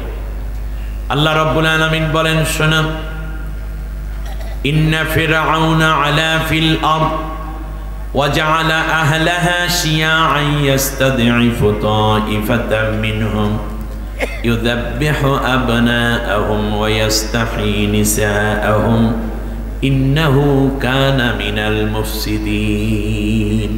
আল্লাহ তাআলা বললেন, ফিরআউনের রাষ্ট্রেও এই অরাজকতাই ছিল। সেটা ছিল এরকম যে সে তার জাতির লোকদেরকে কোনো চান্স দিল না। একচ্ছত্র ক্ষমতায় গোটা সংসদে একমাত্র তার লোকদেরকেই বসাইয়া রাখলো। সমস্ত মেম্বার, পার্লামেন্ট মেম্বার তার দলেরই লোক। বিরোধী দল বলতে ফিরআউনের সংসদে কেউ ছিল না। সে বিভিন্ন দল এবং উপদলে জাতিকে বিভক্ত করে রাখলো। ওয়াজআলা আহলাহা শিয়া, জাতি এবং দল অনেক, কিন্তু ইয়াস্তাদিফু তাইফাতাম মিনহুম, তার মধ্য থেকে একটি দলকে টার্গেট করে সে অত্যাচার শুরু করলো। একটি রাষ্ট্রে দল অনেক, কিন্তু মার খায় কয় দলে বেশি? এক দলে। সেই দলের ইউযাব্বিহু আবনাআহুম, নেতৃবৃন্দকে হত্যা করলো। ওয়াইস্তাহি নিসাআহুম, এবং নারীর ক্ষমতায়ন করলো। ইন্নাহু কানা মিনাল মুফসিদিন। এটা ছিল ফিরআউনি স্টাইল। কথাটা বোঝেন নাই মনে হয়? বিরোধী দলের কোনো লোক তার সংসদে ছিল না। জাতির মধ্যে ঐক্য না করে তারা করেছিল কি? বিভক্তি। ক্ষমতায় আসার আগে আমাদের এই পলাতক প্রধানমন্ত্রী সে বলেছিল যে আমরা যদি ক্ষমতায় আসি তাহলে মদিনার সনদে দেশ পরিচালিত করব। মনে আছে আপনাদের? এরপরে ক্ষমতায় আসলো দিনের ভোট রাতে দিয়ে। আমি সংক্ষেপে বলি, একটি জাতি, একটি গোষ্ঠী, একটি শ্রেণী কেন পরাজিত হয় এর চেয়ে সত্য উচ্চারণ বাংলাদেশে কে করবে আমি জানি না। এগুলো নিয়ে ওই দলের যারা সমর্থক বুদ্ধিজীবী আছেন আপনাদের চিন্তা করা উচিত। এবার খেয়াল করুন, সেখানে আল্লাহ রাব্বুল আলামিন বললেন যে শোনো, এই ঘটনা যখন ঘটলো তখন তার বিরোধী দল বলতে তার সংসদে কেউ ছিল না। জাতির মধ্যে ঐক্য করার কথা ছিল। রাসূল সাল্লাল্লাহু আলাইহি ওয়াসাল্লাম মদিনার সনদে বিভক্তি করেছেন না সবাইকে নিয়ে ঐক্য করেছেন? যখন বলল মদিনার সনদে দেশ চলবে আমরা খুব আশ্বস্ত হয়েছিলাম যে এখন মনে হয় সবাই মিলেমিশেই তৃতীয়বারের মতো আমাদের আপার মাথা মনে হয় কিছুটা ঠান্ডা হয়েছে। ক্ষমতায় তো আসলো নিজের মতো করে। শেষ পর্যন্ত ৩-৪ মাস যাওয়ার পর দেখলাম বাংলাদেশ মদিনার সনদে চলে না, মোদির সনদে চলা শুরু হয়ে গেছে। জাতির জন্য বড় দুর্ভাগ্য ছিল। আপনাদের কষ্ট হচ্ছে? এবারে তৃতীয়বারে আরেকটি ঘটনা আমি আপনাদের সামনে একেবারে জীবন্ত করে তুলে আনতে চাই। আমার ভাইয়েরা, এই ফেরাউনকে আল্লাহ তাআলা দুনিয়ায় বাঁচাইয়ে রাখছে না শেষ করে দিয়েছিলেন? শেষ করে দিয়েছিলেন। আমরা জানি লোহিত সাগরে তার টোটাল গড়ো গোষ্ঠী সহ সবাইকে আল্লাহ তাআলা খতম করে দিয়েছেন, ঠিক না? ফেরাউন তার 2 লক্ষাধিক সৈন্য সহ যখন লোহিত সাগরে সলিল সমাধি হয়ে গেল, আল্লাহ তাআলা সেই দিনের একটা প্র্যাকটিক্যাল চিত্র জাতির সামনে তুলে ধরেছেন। আল্লাহু আকবার বলেন। আল্লাহ রাব্বুল আলামিন বলেন, শোনো, ফামা বাকাত আলাইহিমুস সামাউ ওয়াল আরদু ওয়া মা কানু মুনজারিন। সেই দিন ফিরাউনের মৃত্যু সংবাদ শুনে তার 2 লক্ষ সৈন্য একসাথে পানির নিচে ডুবে শেষ হয়ে গেল, অথচ জাতির মধ্যে এই পৃথিবীতে এবং আসমানে কেউ তার জন্য কান্না করেনি। আমার কথা আপনাদের বুঝে আসছে? তাহলে বোঝা যায় জালেম যেদিন মরে সেই দিন কেউ কি করে না? কান্না করে না। আপনারা কি কান্দেন? কান্না তো করে না, তাহলে কি করে? আল্লাহ রাব্বুল আলামিন বললেন, ফামা ফাকুতিআ দাবিরুল কওমিল্লাযীনা যালামু ওয়ালহামদুলিল্লাহি রাব্বিল আলামিন। সুবহানাল্লাহ। আল্লাহ একটা উদাহরণ সেট করলেন। কেউ কান্না করে না জালেমের মৃত্যু সংবাদ শুনে। যারা এই মৃত্যু সংবাদ শুনে সবাই আওয়াজ দিয়ে শুকরিয়া আদায় করে বলে আলহামদুলিল্লাহি রাব্বিল আলামিন। সূরা আনামের 46 নম্বর আয়াত। ফাকুতিয়া দাবির, ওই যে আলহামদুলিল্লাহ পড়ে। আপনারা বলতে পারেন, হুজুর এতগুলো সৈন্য মরল, এর পরেও কেউ কি ইন্নালিল্লাহ পড়লো না? ওর বাবা আছে, মা আছে, সৈন্যদের বাবা মা আছে না? পুলিশদের বাবা মা আছে না? ফেরাউনের সৈন্যদের, র্যাবদের বাবা মা ছিল না? সন্তান ছিল, স্ত্রী ছিল, তাদেরও তো কান্না করার কথা। আল্লাহ রাব্বুল আলামিন বললেন না, তারাও কান্দে নাই। তার কারণ ফেরাউনের অত্যাচার করতে করতে ঘরে গিয়ে ওই অত্যাচারটা করতো। মুরব্বীদেরকে অত্যাচার করতে করতে বাবা মায়েকে ওরা গিয়ে ওইভাবে গালিগালাজ করতো। বাইরে মহিলাদেরকে পিটাইয়া ঘরের মহিলাকে ওরা ছাড় দেয় নাই। বাইরের ছাত্রদেরকে পিটাইয়া এমন বদভ্যাস হয়ে গেছে তাদের, এমনকি নিজের বাচ্চাকেও সেইভাবে গালিগালাজ করে। পরে ওরা বলছে, আল্লাহ এইটা লইয়া যাও, এটা ফেরাউনের পুরা পেরেতাত্তা হয়ে গেছে, অতএব আমাদেরকে বাঁচাও, এই ছেলে আমাদের দরকার নাই। স্ত্রী বলছে স্বামী দরকার নাই, বাচ্চারা বলছে আল্লাহ এইরকম বাপ আমার দরকার নেই। কেউ কান্দে নাই, সবাই ঘৃণা করেছে। এটা আমার কথা নাকি? এটা আমার কথা? সংক্ষিপ্ত করব বলে আলোচনা। এবার কোরআন থেকে চিন্তা করলাম, হায় হায়, সব তো গেল। তাহলে এই যে পালাইয়া যায়, এইরকম কোন কথা কি কোরআনে আছে? জানা দরকার আছে না? নিজের কর্মী, নিজের ক্ষমতা, নিজের সংসদ, বাসভবন, কাপড় চোপড়, কত কিছু থাকে, পাসপোর্ট, ভিসা, সব ফেলে দিয়ে পালাইয়া চলে যায়। পালাইয়া গেলে কি করা উচিত এবং কেন পালায়? নেতা পালানোর পরে কর্মীদের কি করণীয়? এই কথাটা আজকে আমি জানাইয়া যাই। আপনাদেরকে অত্যন্ত ভালোবাসি। যারা অন্যায় করেছে, যারা পালিয়ে গেছে, সাধারণ সমর্থক এবং এলাকাবাসী এদের তো কোনো দোষ নেই, একটা দল করতেই পারে, আমি একটা দল করতে পারি আপনাকে, অতএব আমরা মিলেমিশে থাকবো। কিন্তু মিলেমিশে থাকবো কি, নেত্রী ওই ফুসকরিয়ে কথা বলে, ওখানে বসে অঘটন ঘটনার কথা বলে, তার কথায় নাকি আল্লাহর কথায়? একটা গুরুত্বপূর্ণ আলোচনা হতে পারে, এটা একটি ঐতিহাসিক আলোচনা। আমার শান্তি স্থিতিশীলতা বজায়ের জন্য কোরআন স্টাডি শুরু করলাম। স্টাডি করতে করতে দেখলাম যে হ্যাঁ, একজন পালাইয়ে গেছে, নাম হযরত ইউনূস আলাইহিস সালাম। সুবহানাল্লাহ। ইউনূস আলাইহিস সালামকে আল্লাহ রাব্বুল আলামিন বলেন, ইউনূস তুমি ইরাকের নিনওয়া প্রদেশের মসুল রাজ্যে তুমি আমার দ্বীন প্রচার করো। ইউনূস আলাইহিস সালাম 55টা বছর পর্যন্ত, 55 বুঝেন? মাশাআল্লাহ, 55 ইয়ার্স একটানা 55 বছর পর্যন্ত দাওয়াত দিলেন। অল্প কয়টা মানুষ মাত্র ইসলাম গ্রহণ করছে, বাকিদের অবস্থা খুব খারাপ। ইউনূস আলাইহিস সালাম আল্লাহ বলেন নাই চলে যেতেন, জাতির লোকদের জন্য সে বলল, আল্লাহ তিনি বললেন, আল্লাহ তুমি আমার জাতির লোকদের উপরে গজব দিয়া শেষ করিয়া দাও, এদের দরকার নেই। আল্লাহ রব্বুল আলামিন বললেন, ইউনূস গজব রেডি। আল্লাহ সুবহানাহু ওয়া তাআলা পয়গম্বর বলে দিলেন, আজকে দিনের মধ্যে যদি তোমরা এই অন্যায় না ছাড়ো, নেক কাজ শুরু না করো, তাহলে কিন্তু তোমাদের উপর গজব চলে আসবে। জাতির লোকেরা কয়, ইউনূস এই রকম আমাদেরকে ভয় দেখাইয়া লাভ নাই, আমরা অনেক শক্তিশালী গুরু। ইউনূস আলাইহিস সালাম বিরক্ত হয়ে রাতের বেলায় রওনা করলেন। আল্লাহু আকবার। রাতের বেলায় রওনা করলেন। রওনার এক পর্যায়ে যখন তিনি যাচ্ছেন, একা একা অন্ধকার রাত, অমাবস্যার রাত, দজলা নদী পার হয়ে যাচ্ছেন। আল্লাহ রাব্বুল আলামিন কি সুন্দর করে সেই ঘটনাটা আমাদের শোনাচ্ছেন। ইন্না ওয়া ইন্না ইউনুস লামিনাল মুরসালিন, আমার ইউনুস ছিল আমার রাসূলদের মধ্যে একজন। সুবহানাল্লাহ।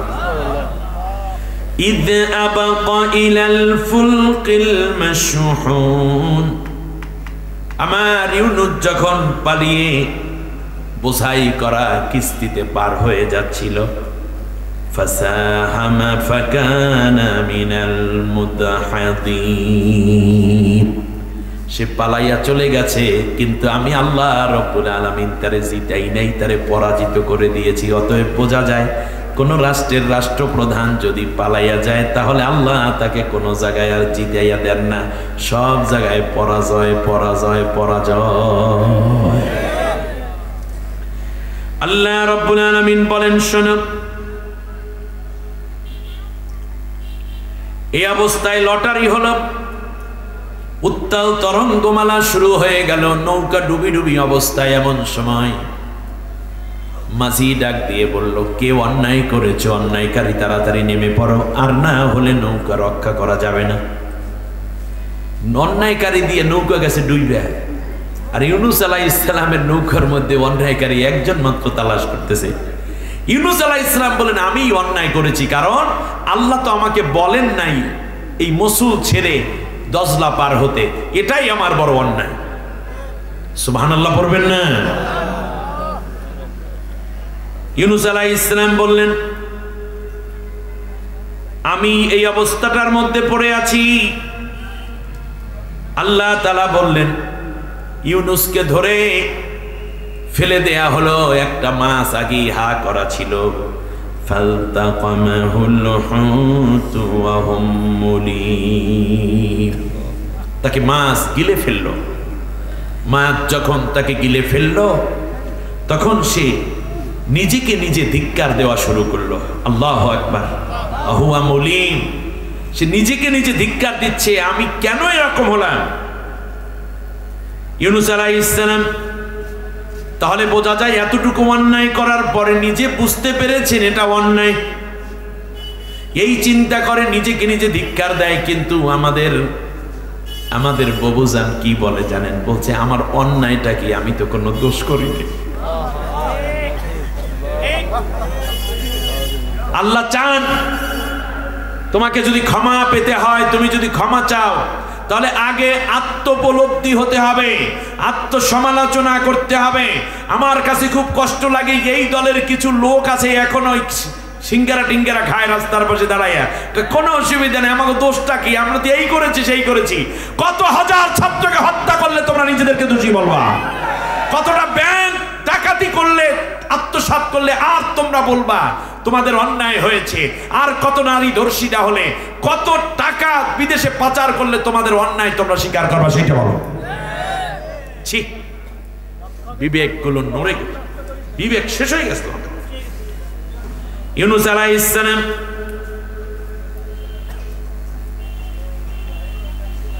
ওয়াহুয়া মুলিম, আল্লাহ রাব্বুল আলামিন বলেন সে নিজে নিজে আত্মসমালোচনায় ভেঙে পড়লো, নিজেকে নিজে ধিক্কার দেয়া শুরু করলো। ছি, আমি এত খারাপ হইলাম কেন, অথচ তিনি নবী।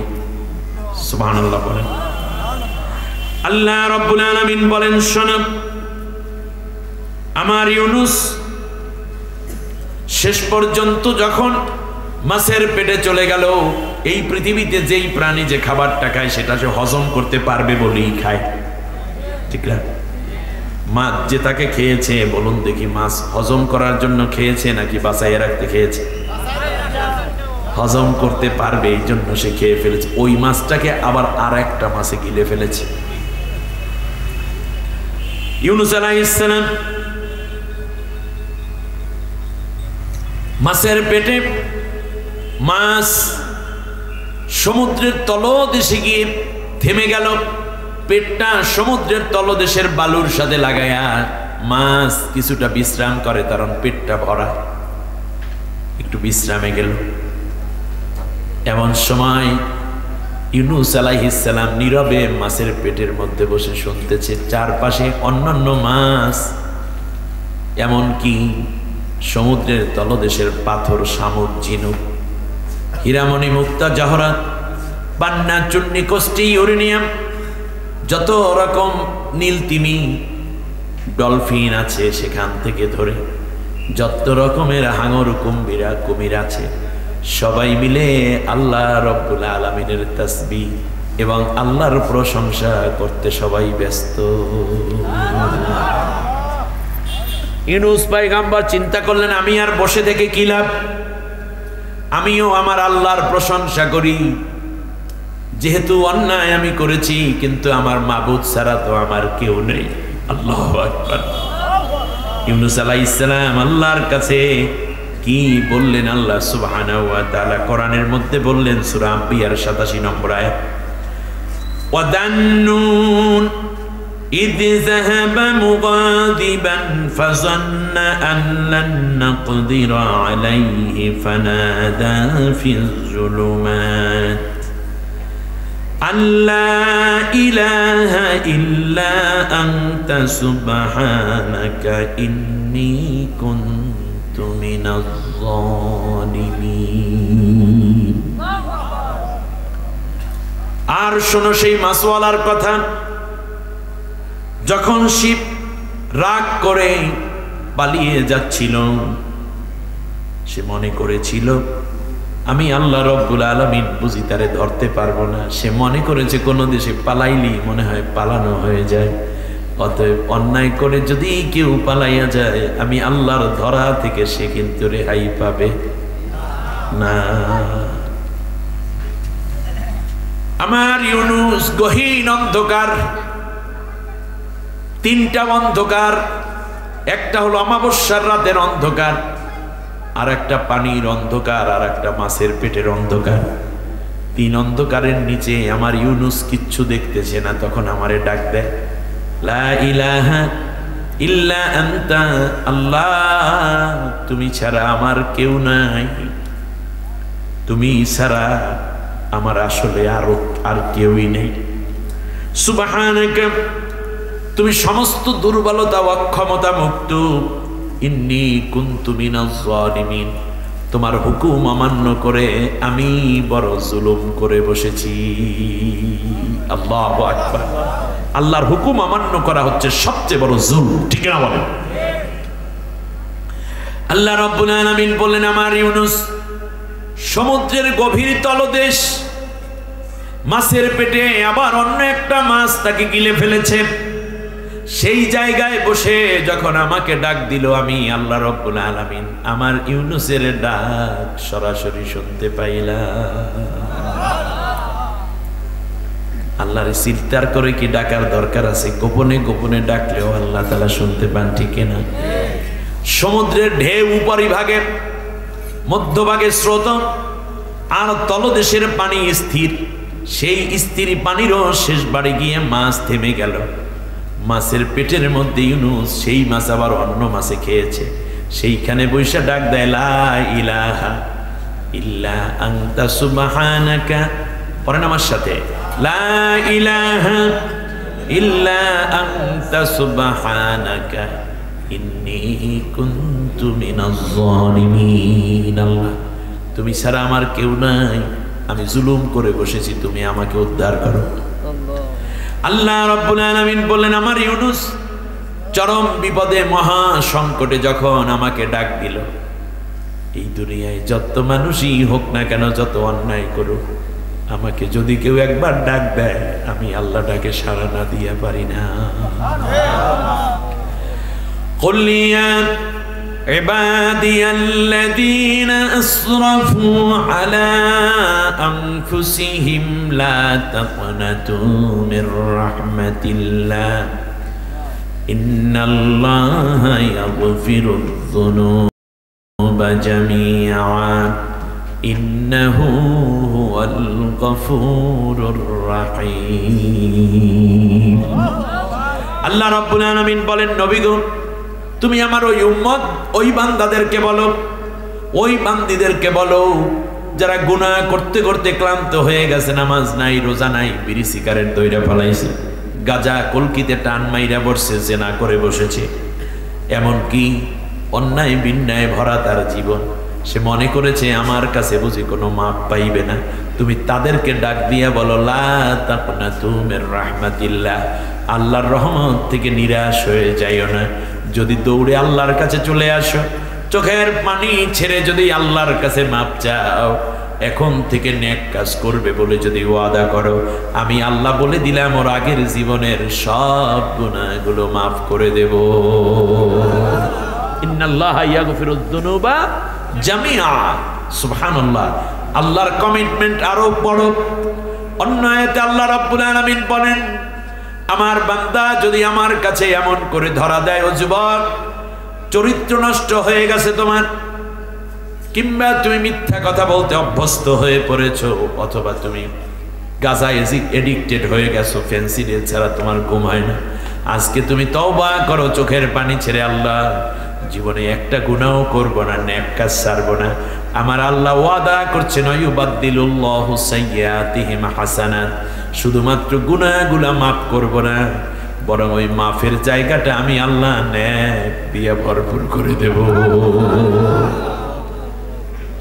একটা গুনার জায়গায় একটা নেক লাগবো না, বরং হাসানাত বলে আল্লাহ বহু বচন করেছেন। কত সংখ্যক লিখবেন সেই কথা আল্লাহ কোরআনের অন্য আয়াতে বলছেন, মান জাআ বিল হাসানাতি ফালাহু আশরু আমসালিহা। কেউ যদি আমার কাছে তওবা করে ফিরে আসে, একটা নেক কাজ করে, আমি কমপক্ষে 10 গুণ সওয়াব বেশি বাড়াইয়া লিখে দেই। ইউনূস আলাইহিস সালাম বললেন, আল্লাহ আমি তো চরম বিপদের মধ্যে আছি, আল্লাহ আমি তো কিছুক্ষণের মধ্যে হজমই হয়ে যাব, কারণ মাছ পেটের মধ্যে গলা শুরু হয়ে যাওয়ার প্রায় উপক্রম, শরীর দুর্বল হয়ে গেছে। আল্লাহ রাব্বুল আলামিন ডাক দিয়া বলেন, ফাস্তাজাবনা লাহু ওয়া নাজ্জাইনাহু মিনাল গাম্মি ওয়া কাযালিকা নুনজিল মুমিনিন। আল্লাহ তাআলা বলেন, আমি ইউনূসের ডাক শুনলাম।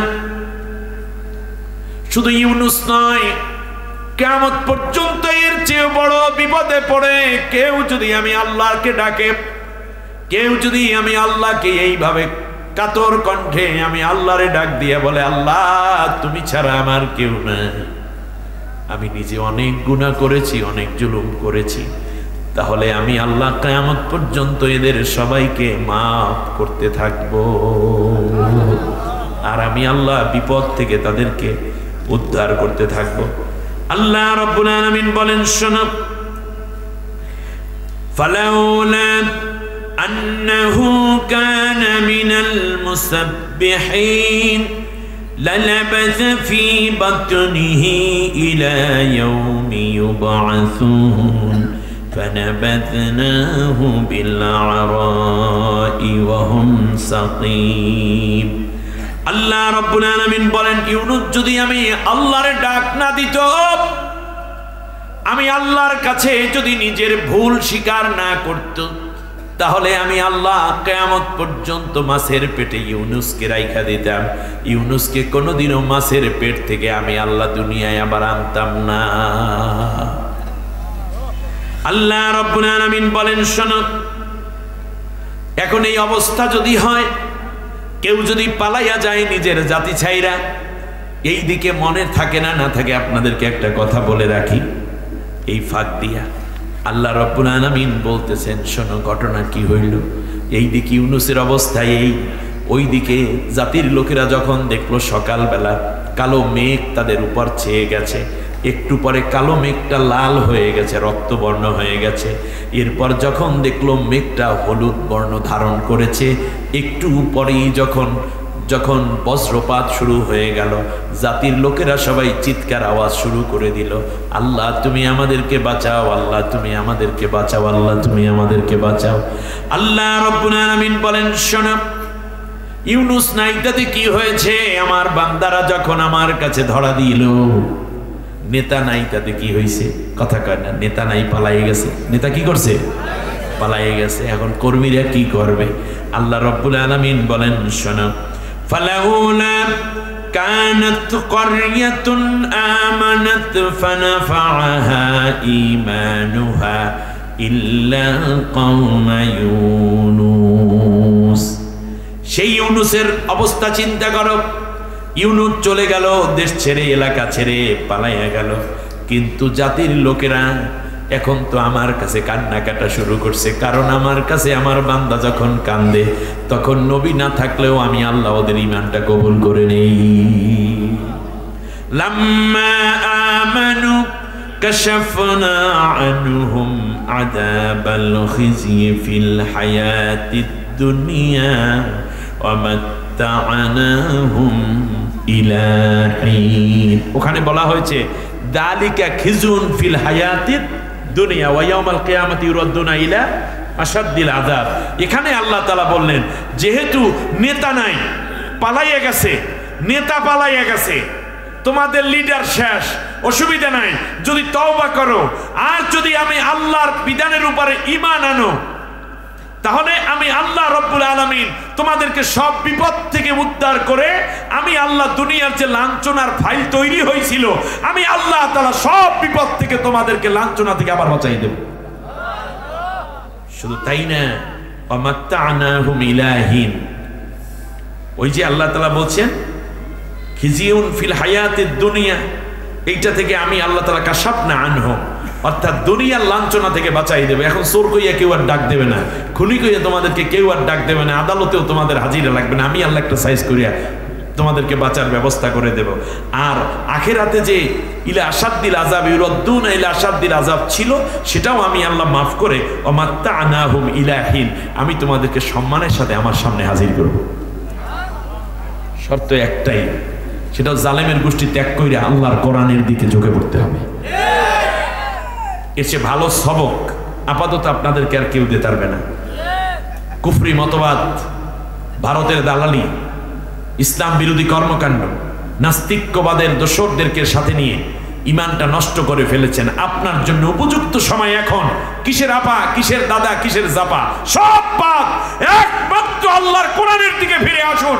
আল্লাহর কোরআন দিয়ে এই জমিন পরিচালনার দায়িত্ব, যে খেলাফত আল্লাহ আপনাকে দায়িত্ব দিয়েছেন, সেই দিকে ফিরে আসুন। আল্লাহ বলছেন লাঞ্ছনাও উঠাইয়ে নেব, আবার আখিরাতের শাস্তিও তোমাদের জন্য মওকুফ করে দেব। সিদ্ধান্ত আপনি নেবেন, আমি না। কি করা উচিত আপনি বুঝুন। আল্লাহ রাব্বুল আলামিন বললেন, শোনো, কিন্তু যারা পালাইয়া যায় তারা কোনোদিন আর আগের মতো ঠিক হয়ে আসতে পারে না। আল্লাহু আকবার খানা। তাদের অবস্থা কি হয় শোনো। وَأَنبَتْنَا عَلَيْهِمْ شَجَرَةً مِّن يَقْطُونٍ। আমি আল্লাহ তাআলা তাদেরকে কি অবস্থায় করি তোমরা শোনো। একটা প্রান্তরের মধ্যে ইউনূস আলাইহিস সালামের ব্যাপারে আল্লাহ বলছেন, وَأَنبَتْنَا عَلَيْهِ شَجَرَةٍ مِّن يَقْطِينٍ। আমি আল্লাহ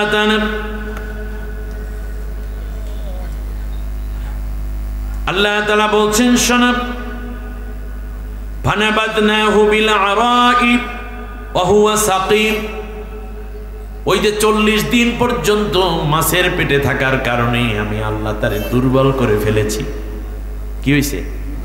গোটা শরীর একেবারে নরম হয়ে গেছে। 40 দিন পর্যন্ত সূর্যের আলো দেখে না, দুনিয়ার বাতাস পায় না, যদিও আল্লাহর কুদরতে বেঁচে আছে, আল্লাহর তাসবিহ পড়তেছে, কিন্তু দেহের অবস্থায় একেবারে কি নড়বড়ে, একেবারে কি সাদা হয়ে গেছে। পানি অনেকক্ষণ পানির মধ্যে থাকলে কি হয় দেখছেন আপনারা? সাদা হয়ে যায়। শুধু তাই নয়, দেহটাই একেবারে দুর্বল হয়ে গেছে।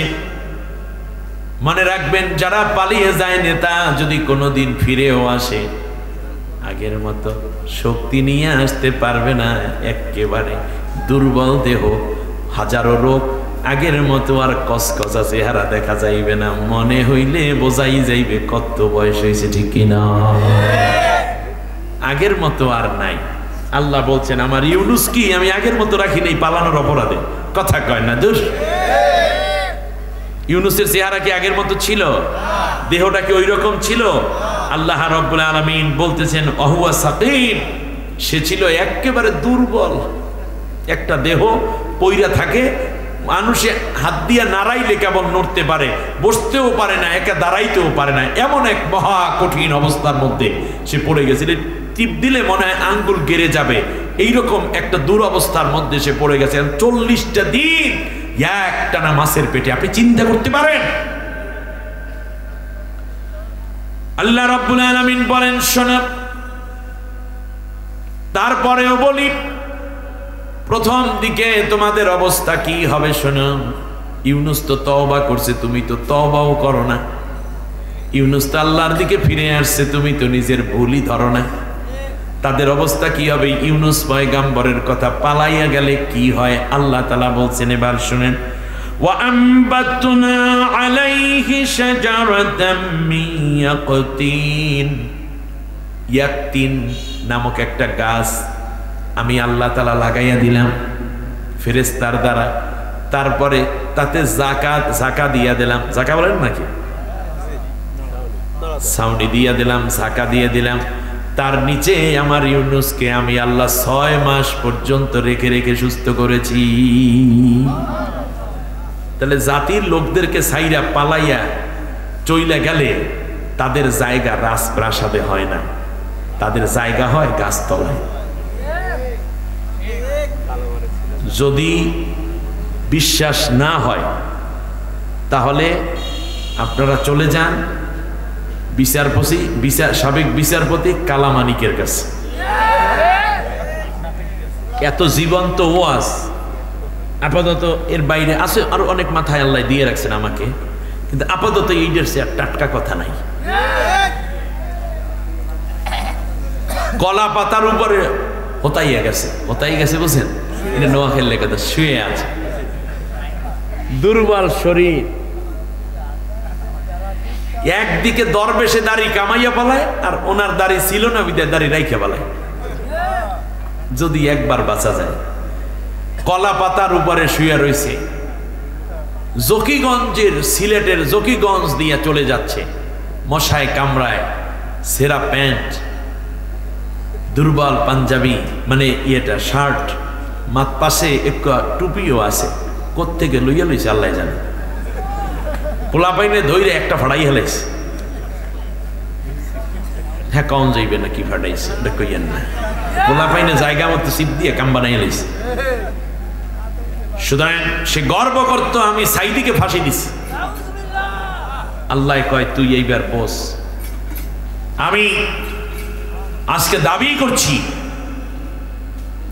সেই স্বৈর শাসক অবৈধ সরকারের লালিত যে বিচারপতি ছিল, তথাকথিত বিচারপতি, যে অন্যায়ভাবে নির্দোষ মানুষকে ফাঁসির রায় দিয়েছে, আমৃত্যু কারাদণ্ড দিয়েছে, তাদের যে শেষ পরিণতির ছবি যেইটা আছে বরফ পাতার উপরে, এইটা প্রত্যেক আদালতে বান্দাইয়া সুন্দর ছবি উঠাইয়া বিচারপতিদের সামনে টানাই রাখা হোক। কমপক্ষে তারা যেন মনে করতে পারে। পেছনে কথা বলে কি দেখেন তো, কথা বলা যাবে না, দেখো নিজে ওয়াজ শোনেও না, আমারই ডিস্টার্ব করে। আমার ভাইয়েরা, আল্লাহ রাব্বুল আলামিন বলেন গাছের নিচে রাখলাম 6 মাস। কোথায়? গাছের নিচে।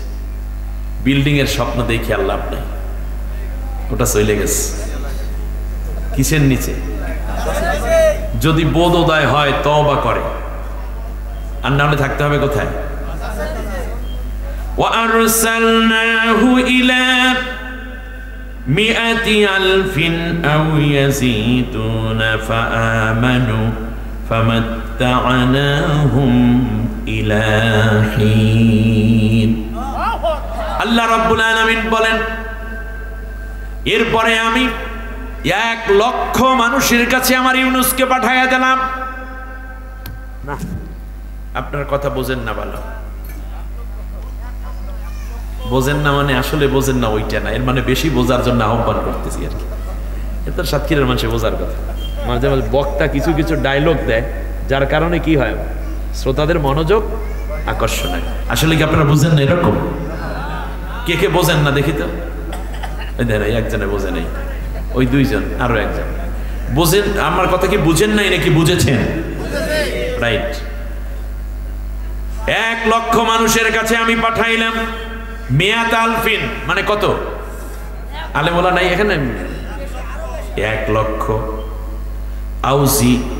আউ ইয়াজিদুন, অথবা তার চেয়েও বেশি। 1 লক্ষ মানুষ কিংবা বেশি মানুষের কাছে সেই সময় মানুষই বা কয়জন? কথা বলে না, মানুষই বা কয়জন? কিন্তু পাঠাইছে কয়জনের কাছে? এর মানে তার 1 লক্ষ মানুষের কাছে পার্সোনাল কন্টাক্ট করে মাপ চাইতে হয়েছে। আউ ইয়াজিদুন, এর চেয়ে বেশি।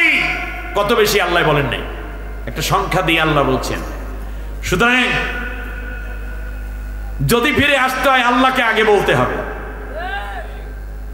তারপরে হাজার হাজার মায়ের কোল যে খালি করেছে মায়েদের সাথে মাপ চাইতে হবে। দেশের জাতির কাছে পার্সোনালি মাপ চাইতে হবে। এটা কিছু করার নাই। নবীকে আল্লাহ তাআলা মাপ চাইতে পাঠাইছে, তার কারণ জাতির প্রতি তোমার খেদমতের কথা ছিল, তুমি না করে তুমি বরং একা একা পালাইয়া চলে গেছো, এইটা তোমার অন্যায়। আল্লাহ এটা মাপ করেন নাই। আল্লাহ তাআলা মাপ কইরা বাঁচাইয়া রাখছে, লালন পালন কইরা গাছের নিচে বাঁচাইয়া রাখা কিছুটা দিন আল্লাহ দয়া কইরা সুস্থ করে তুলেছেন, কিন্তু মাপ চাওয়ার জন্য পাঠাইছে আবার 1 লাখের কাছে।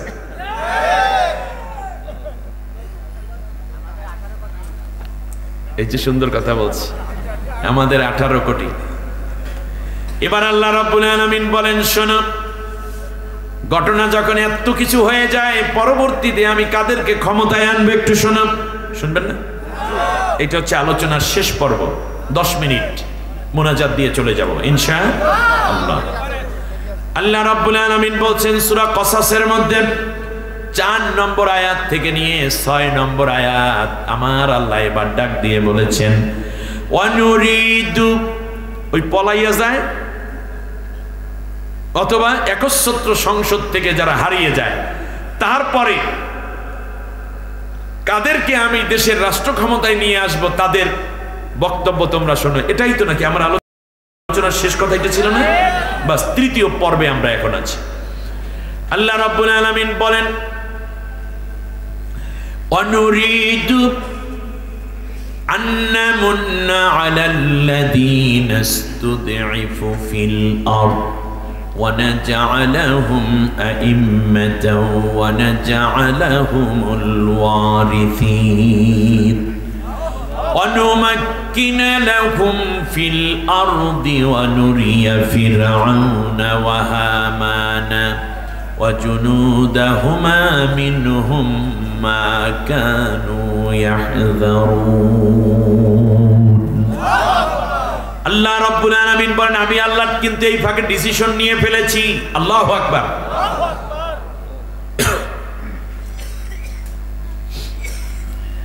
যাদের পরাজয়ে কেউ কান্দে নাই স্বৈর শাসক,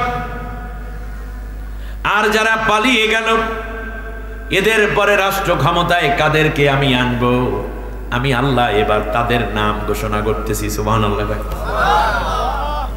আল্লাহ যাদেরকে ক্ষমতায় আনতে চান আমি আপনাদের কাছে জানতে চাই আপনারা কি তাদেরকে ক্ষমতায় দেখতে চান কিনা?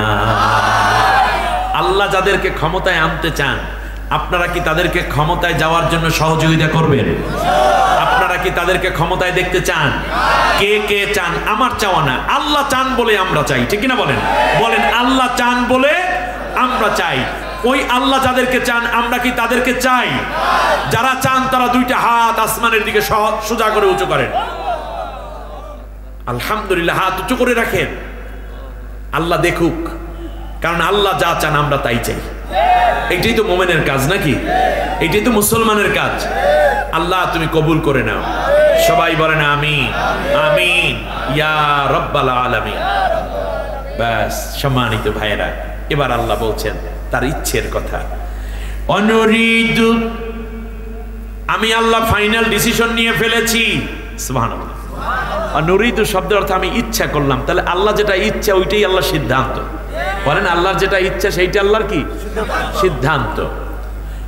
আমি আল্লাহ সিদ্ধান্ত নিলাম আন্নামুন্না আলাল্লাযীনা ইসতুদঈফু ফিল আরদ, জমিনের বুকে যেই দলটি সবচেয়ে বেশি নির্যাতিত হলো, যেই দলের নেতৃবৃন্দকে হত্যা করা হলো, অত্যাচার করা হলো, এই দলের লোকদেরকে আমি আল্লাহ রহমত দিয়ে ধন্য করব, এই সিদ্ধান্ত আমি আল্লাহ নিলাম। এক নম্বর ডিসিশন আল্লাহ। আন্নামুন্না, আমি খুব দয়ালু হয়ে যাব। আলাল্লাযীনা ইসতুদঈফু ফিল আরদ, জমিনের বুকে সবচেয়ে নির্যাতিত নিপীড়িত যারা হলো, আমি আল্লাহ সিদ্ধান্ত নিলাম ওদের উপরে আমার রহমতের চাদরটা জড়াইয়া দেব। ওয়া নাজআলাহুম আইম্মাতান, ইমাম এক বচন, আইম্মা বহু বচন। ইংলিশে বলে লিডার, আরবিতে বলে ইমাম, বাংলায় কয় নেতা। বাংলায় কি বলে? আল্লাহ রব্বুল আলামিন বলেন ওয়া নাজআলাহুম আইম্মাতান, জাতির সব জায়গায়, নেতৃত্বের সব জায়গায় ওই নির্যাতিত দলের লোকদের হাতে আমি আল্লাহ নেতৃত্ব উঠাইয়া দেব। সিদ্ধান্ত কার? ওয়া নাজআলাহুমুল ওয়ারিসিন। তৃতীয়বারে আমি আল্লাহ যেই ডিসিশন নিলাম সেটা হলো এই যে আমি আল্লাহ জালিম, অত্যাচার এবং পালিয়ে যাওয়া গোষ্ঠীর অবর্তমানে আমি আল্লাহ রব্বুল আলামিন এই নির্যাতিত নিপীড়িত মাজলুমদেরকে আমি আল্লাহ ওদের ওই ক্ষমতার প্রত্যেকটা জায়গায় উত্তরসূরি হিসাবে বসাইয়া দেব। অনুমাক্কিনা লাহুম ফিল আরদ, সুবহানাল্লাহ কানা। ওরা ছিল দুনিয়ার বুকে বড় মাজলুম, ওরা ছিল দুনিয়ার বুকে সবচেয়ে বেশি অত্যাচারিত। ঘরে থাকতে পারতো না, ঘুমাইতে পারতো না বাড়িতে, ঠিক না? ওরা পারতো না সুন্দর করে বাচ্চাদেরকে আদর করতে, স্ত্রীর সাথে সময় দেওয়ার সুযোগ ছিল না। মা বাবা, মা মরার পরে জানাজায় পর্যন্ত হাজির হতে পারে নাই, এরকম রিপোর্ট আছে না নাই? জামাতে নামাজ পড়তে যাইতে পারতো না, বছরের ঈদের জামাতে পর্যন্ত হাজির হতে পারতো না। আল্লাহ রাব্বুল আলামিন বলেন শোনো, এত অত্যাচারিত, এত নির্যাতিত, ওদেরকে মেরে ফেললে মনে হয় যেন যারা মেরেছে তারা বড় একটা নেক কাজ করে ফেলেছে, মামলা পর্যন্ত নিত না। কথা কয় না? ঘেরগুলো দখল কইরা নিয়ে গেছে, ঘর বাড়ি লুট কইরা ফেলাইছে, গরু জবা দিয়ে খাইয়া ফেলাইছে, কোনো মামলা নাই, কোনো রকম প্রতিবাদ নাই। আমার আল্লাহ ডাক দিয়ে বলেন, শোনো একটা ঘটনা তাহলে, অনুমাক্কিনা লাহুম ফিল আরদ, এত মাজলুম ছিল এই দলটা, আজকে আমি আল্লাহ সিদ্ধান্ত, নুমাক্কিনা এটা জুমা মুতাকাল্লামের সিগা, অর্থাৎ আল্লাহ নিজে এটা সিদ্ধান্ত নিয়েছেন। আমি আল্লাহ রাব্বুল আলামিন সিদ্ধান্ত নিলাম আমি তাদেরকে শক্তিশালী করে দেব। যারা আগে কথা বলতে পারতো না, সমাজে আসতে পারতো না, প্রতিষ্ঠানগুলো নিজের গড়া প্রতিষ্ঠান নিজে ঢুকতে পারতো না, নিজেদের ব্যাংকগুলো থেকে আউট করে দিয়েছে গলা ধাক্কা দিয়ে, নিজেদের হাসপাতালগুলো থেকে তাদেরকে উচ্ছেদ করে দিয়েছিল, আজকে আমি আল্লাহ চাইলাম তাদের শক্তিশালী করে দিতে। আপনারা বলেন একটু শক্তি হইছি বললে মনে হয় কিনা? তাই তো এই ওয়াজ লাইক পেয়ে যাইবে অনেক, ঠিক কিনা বলেন? এবার বোঝেন এই কথাগুলো আমার দোষ, এখানে কোরআনে হাফেজরা নাই, আলেমরা নাই। এটা সূরা কসাসের আয়াত 4-5 নম্বর আয়াতে আল্লাহ রাব্বুল আলামিন বলেন, শোনো, ওয়ানুরিয়া ফিরআউনা ওয়া হামানা ওয়া জুনুদাহুমা মিনহুম মা কানু ইয়াহজারুন, আর আমি আল্লাহ দেখাইয়া দেব এই দলকে ক্ষমতায় আনার পরে নির্যাতন না করে, চুরি না কইরা, দুর্নীতি না কইরা, জেল জুলুম না কইরা কেমন করে শান্তিপূর্ণ একটা রাষ্ট্র কায়েম করে, ওই গোষ্ঠীর লোকদেরকে দিয়ে আমি আল্লাহ তাআলা সেই প্রমাণ দেখাইয়া দেব। আল্লাহ এতগুলো চেয়েছেন, আপনারা কি এইটা চান কিনা? এত কিছু বলার পরে আরেকটা দলিল দিয়া ওয়াজ শেষ করি। আল্লাহ রাব্বুল আলামিন বলেন, সেই দলটা তোমরা এখনো চিনতে পারো নাই, আসো আমি আবার চিনাইয়া দেই। মিনাল মুমিনিনা রিজালুন সাদাকু মা আহাদুল্লাহ আলাইহি ফামিনহুম মান কাদা নাহবাহু ওয়া মিনহুম মান ইয়ানতাযির ওয়া মা বাদদালু তাবদীলা। সেই দলের মধ্যে এমনও শক্তিশালী ইমানদার পুরুষ আছে, একের পর এক হত্যা করা হয়, একের পর এক ফাঁসি দেয়া হয়, একজনকে ক্রস ফায়ার দেয়া হয় আর একজনের সামনে, আর বলে তোমাকে এখন দেব। একজনকে মামলা দেয় আর একজনের একাই বেশি চাচাচাতি করলে তোর নাম কিন্তু চার্জশিটের মধ্যে ঢুকাই দেব। একজনের রশি থেকে নামানো হয়, ফাঁসির রশি থেকে মৃত্যু লাশ, আর একজনকে আগামীকালকে ফাঁসি দেবে বলে ঘোষণা করে টেলিভিশনে দেখা যায়। এরপরেও জীবনের পর জীবন যায়, একের পর এক নেতৃত্ব শূন্য হয়, একের পর একজনকে কষ্ট দেয়, একের পর এক আয়না ঘরে যায়, একের পর এক গুম করা হয়। কিন্তু এরপরেও তারা যেই কালেমা পড়ে, যেই ঈমান এনেছে, শপথ নিয়েছে, ইন্না সলাতি ওয়া নুসুকি ওয়া মাহইয়ায়া ওয়া মামাতি লিল্লাহি রাব্বিল আলামিন, এই যে শপথ করে আমার কোরআনের বিধান কায়েমের জন্য পাগলের মতো ছুটে চলা শুরু করেছে, জীবনের পর জীবন যায়, এরপরেও তারা কোনো পরিবর্তন হয় না, তাদের শপথ থেকে তারা এক চুল পর্যন্ত পিছপা হয় না। ওমা বাদদালু তাবদীলা। এতক্ষণ পর্যন্ত যা বললাম সব আয়াত, এবার একটা হাদিস বলি, কষ্ট হচ্ছে আপনাদের? আল্লাহর নবী বলেন,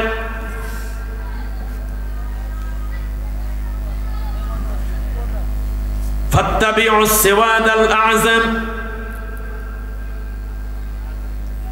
ফাত্তাবিউস সিওয়াদাল আযম ফাইন্নাহু মান শাদ্দা শাদ্দা ফিন্নার। আল্লাহর নবী বলেন, ও আমার উম্মতেরা, সুবহানাল্লাহ।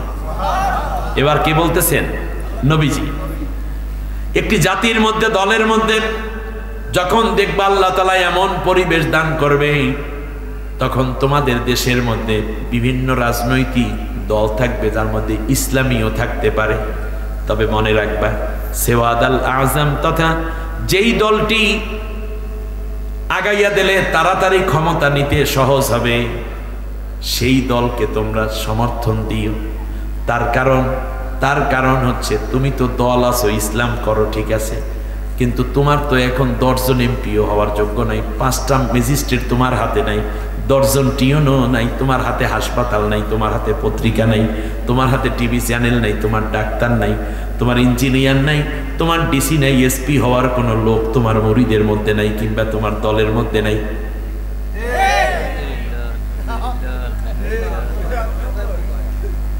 ফাত্তাবিউস সিওয়াদাল আযম, যেই দলের মধ্যে অ্যাডভোকেট আছে, ব্যারিস্টার আছে, ডাক্তার আছে, ইঞ্জিনিয়ার আছে, 900 এমপি হওয়ার যোগ্যতা আছে, 9000 চেয়ারম্যান হওয়ার যোগ্যতা আছে, এমনকি নারী আছে, পুরুষ আছে, ইউনিভার্সিটি গুলো চালাইতে পারবে। এগুলো কি সুবহানাল্লাহ জিকির দিয়ে কি ইউনিভার্সিটির ভাইস চ্যান্সেলর স্যার বলি? শুধুমাত্র আল্লাহু আকবার আল্লাহু আকবার লা ইলাহা ইল্লাল্লাহ জিকির করলে কি অপারেশন হইবে?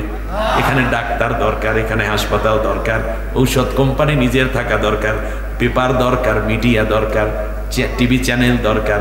এইগুলো সব যেই ইসলামী দলটার আছে সেই দলটাকে তাড়াতাড়ি কইরা সামনে আগাইয়া পার্লামেন্টে পাঠাইয়া দাও। এর পরের কথাটা খুব বেশি শক্ত। নবী বলেছেন ফামান সাদ্দা সাদ্দা ফিন্নার। এরপরেও এত সুযোগ থাকার পরেও যদি এই দলটাকে আগাইয়া কোরআনের রাজ কায়েমে যদি তুমি সমর্থন না দাও, তাহলে তুমি কিন্তু জাহান্নামে যাবা।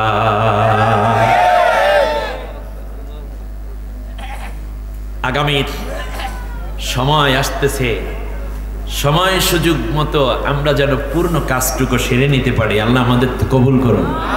তার কারণ এখন যদি ইসলামী রাষ্ট্র কায়েম হয়, যেমন মনে করেন 12টা 10 বাজে, আমার 12টা 9 বাজে না, এই মুহূর্তে যদি ইসলামী রাষ্ট্র কায়েম হয়ে যায়, আমি আপনাদের আজকে রাতে, আমি উপকারটা বলি শুধু, আজকে রাতে বাংলাদেশে প্রায় 1 লাখের উপরে ফোর্স কোয়ার্টার কর্মীর লাইসেন্স দেওয়া আছে, যারা যৌনকর্মী অর্থাৎ মহিলা, তারা পুরুষের সাথে টাকার বিনিময়ে তাদের দেহ বিক্রি করে দেয়।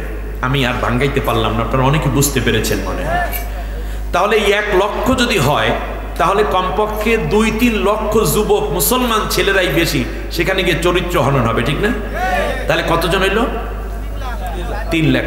এই তো সুন্দর। সাতক্ষীরায় কথা বলে আমার এটাই মজা, সেটা হচ্ছে এরা হিসাবটা ঠিক মতো দেয়।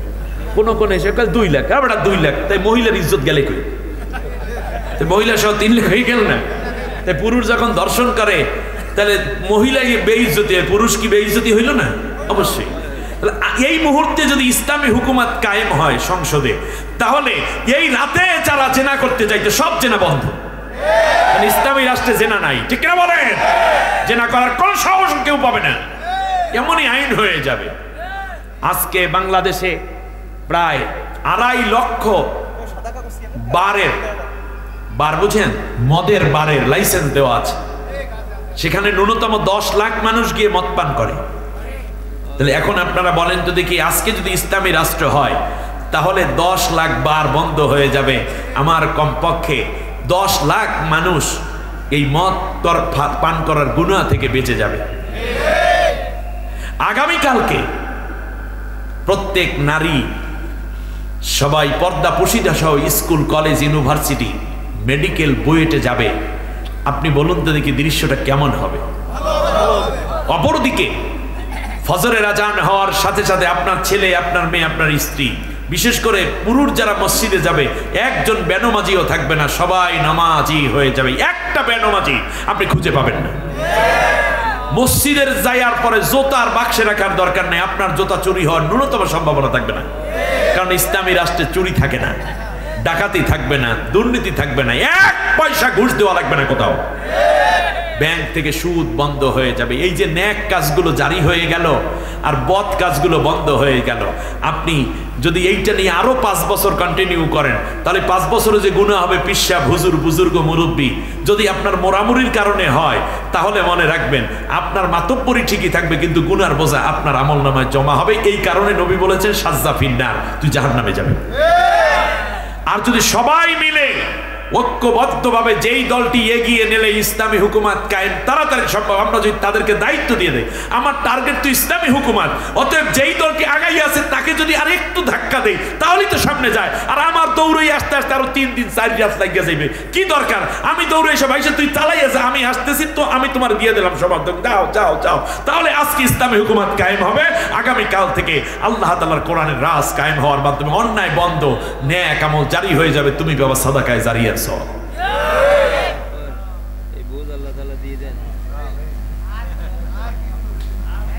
আল্লাহ সুবহানাহু ওয়া তাআলা আমাদের সবাইকে কবুল করুন, বলেন আমিন। আমি আর সামনে বাড়াবো না, কারণ রাত হয়ে গেছে, আপনাদেরকে কষ্ট দিলাম। আমি 3টা পর্বে আলোচনা করেছি, আমি দাঁড়াইতে বলিনি, কাউকেও দাঁড়াতে। দেখেন এতক্ষণ আলোচনা করলাম, আমার কি খুব আসান হয়েছে, একটু কষ্ট হয়েছে? এই তথ্যগুলো যে দিলাম, আমার কি কিছু পড়ালেখা লাগছে নাকি এমনি হয়ে গেছে অটো? এতক্ষণ কান খাড়া করে শুনলেন, আমার সাথে আপনাদের গেলে কি কোনো অসুবিধা আছে?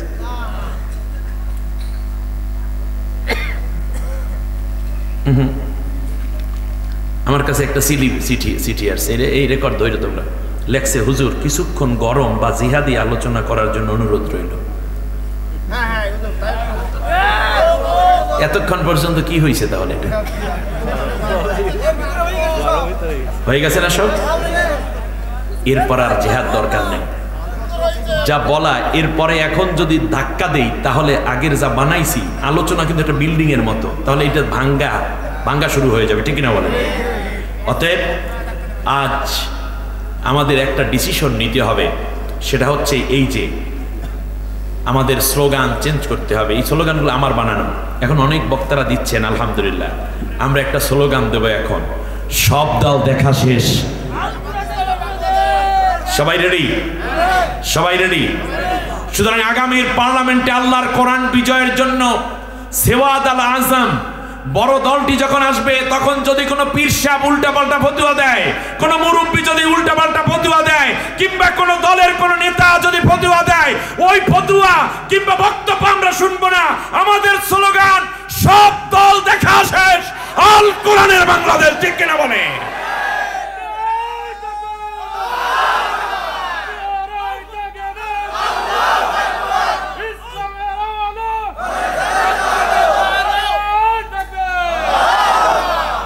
আর একটি বিষয় আমি মুরিদদের এবং সাথী ভাইদেরকে বলবো, আপনারা কারো কাছে বিক্রি হবেন না, আল্লাহ ছাড়া অন্য কারো কাছে না, ঠিক না বলেন? আমিও পীরের মুরিদ, আমিও তিন চিল্লার সাথী, আমি কওমি মাদ্রাসার ছাত্র, ইউনিভার্সিটির ছাত্র, আলিয়ার ছাত্র। সুতরাং মনে রাখতে হবে, এই যে বিশাল সুযোগ এসেছে, এই সুযোগ আল্লাহ করে দিয়েছেন, জালেমকে পরাজিত করেছেন, ওদের পালাইয়া চলে গেছে। অতএব এই সুযোগটুকু কেবলমাত্র আল্লাহ তাআলা দিয়েছেন ইসলামের জন্য। তার কারণ 55টা বছর পর্যন্ত যারা নতুন করে আসতে চায়, আবার আসতে চায়, আবার আসতে চায়, তাদেরকেও দেখেছি। আমাদের সব দল দেখা হয়ে গেছে, আল্লাহর কোরআনের শাসনটা আমরা দেখি নাই। যেহেতু এবার জাতির আকাঙ্ক্ষা আগামীর পার্লামেন্ট আল্লাহর কোরআনের পার্লামেন্ট।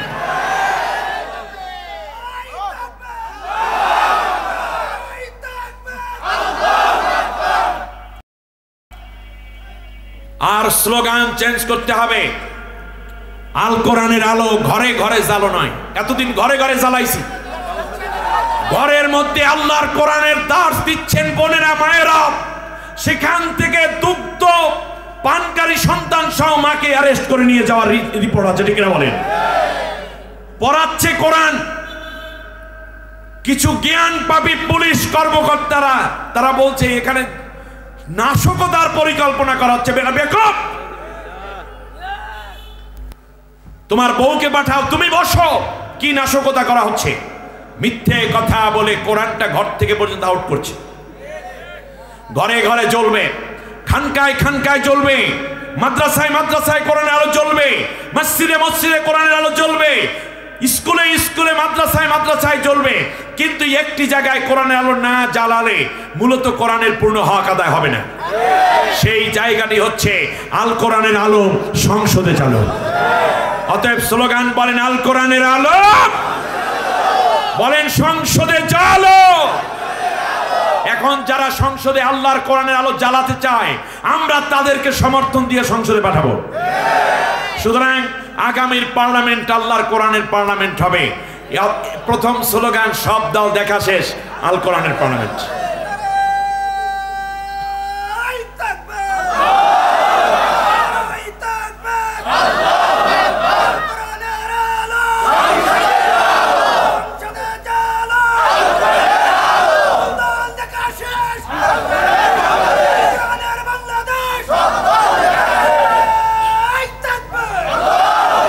শেষ স্লোগান,